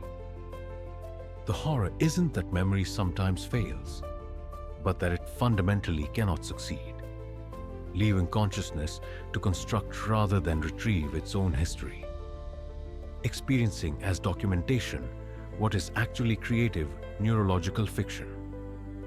Perhaps the most sophisticated temporal deception isn't that we sometimes forget, but that remembering itself is the primary act of forgetting. Each recollection replacing original experience with its own reconstruction, until personal history exists not as what happened, but what consciousness needs to believe happened to maintain the fiction of continuous selfhood across time's inherent discontinuities. Have you ever suspected that your sense of continuous selfhood, that stable I you assume persists through time and experience, might actually be consciousness's most fundamental fabrication? An evolutionary mechanism creating the illusion of unified identity within fundamentally fragmented neural processes. Approximately 60,000 years ago, the human brain developed specialized integration mechanisms for binding disparate sensory inputs and cognitive processes. This adaptation, the ability to experience multiple parallel neural activities as a singular self, provided clear evolutionary advantages through improved decision-making and social positioning. But this same mechanism created what may be consciousness's most necessary fiction: the persistent belief in a unified, continuous self when neurological evidence reveals only transient, distributed processes with no central experiencer. Cognitive science demonstrates that what you experience as the unified I is merely the brain's narrative integration of fundamentally separate neural subsystems.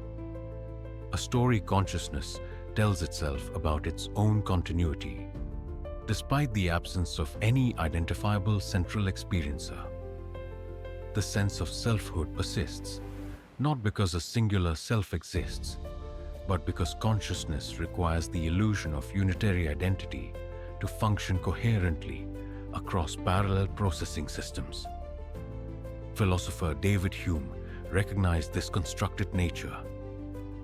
When I enter most intimately into what I call myself, I always stumble on some particular perception or other. I never can catch myself at any time without a perception, and never can observe anything but the perception. Neuroscientist Antonio Damasio observed, "The self is a repeatedly reconstructed biological state, not a thing but a process, one that produces a series of brain states that temporarily create the pattern we call self." Thomas Ligotti writes, "Each of us is a puppet that can perceive the strings." We have a limited perception of ourselves as selves, beings that supposedly commandeer their own thoughts and actions, when all the while we are being manipulated by a force not our own. As consciousness begins to fade towards sleep, notice how your sense of unified selfhood dissolves. The narrator, narrative, and audience revealing themselves as temporary neurological constructions rather than permanent realities. The horror isn't that selfhood sometimes fragments, but that it fundamentally cannot unify, leaving consciousness to experience as continuous identity what is actually momentary neurological integration with no persistent core. Perhaps the most sophisticated phenomenological deception isn't that we sometimes lose ourselves, but that there was never a singular self to lose. Only parallel neural processes experiencing themselves as unified identity through the brain's remarkable capacity to confuse its own activity with the existence of an experiencer independent of experience itself. Have you ever questioned whether your sense of experiencing the present moment, that fundamental certainty that you directly perceive reality as it occurs, might actually be consciousness's most pervasive distortion? An evolutionary mechanism creating the illusion of immediate awareness within a fundamentally delayed and constructed experience. Approximately 55,000 years ago, the human brain developed specialized temporal integration mechanisms for binding asynchronous sensory inputs into a seemingly simultaneous perceptual field. This adaptation, the ability to experience disparate neural processes as a unified now, provided clear evolutionary advantages through improved environmental tracking and response coordination. But the same mechanism created what may be consciousness's most fundamental temporal deception: the persistent belief in direct perception when neurological evidence reveals only retrospective construction occurring after the events themselves. Neuroscience demonstrates that what you experience as the immediate present is actually the brain's retrospective synthesis of already occurred events. Different sensory inputs processed at different speeds, synchronized only in consciousness's artificial construction of a unified moment. The sense of presence persists, not because perception is immediate, but because consciousness requires the illusion of direct access to maintain functional coherence in a reality it can only experience after multiple processing delays. Philosopher Henry Bergson recognized this constructed nature. What we perceive as the present is already the past by the time we apprehend it. The present as we experience it is necessarily a memory of what has just been. Neuroscientist David Eagleman observed, "When it comes to awareness, the brain works not in real time, but with a delay. Our awareness is post hoc reconstruction, not direct apprehension." Thomas Ligotti writes, "What we think we know and what we actually perceive are fantastically incongruent. We exist in a hall of mirrors, mistaking reflections for windows, never truly present to the world as it is. As consciousness begins to fade towards sleep, notice how your sense of immediacy dissolves, the apparent unity of the present moment revealing itself as a constructed afterimage rather than direct perception.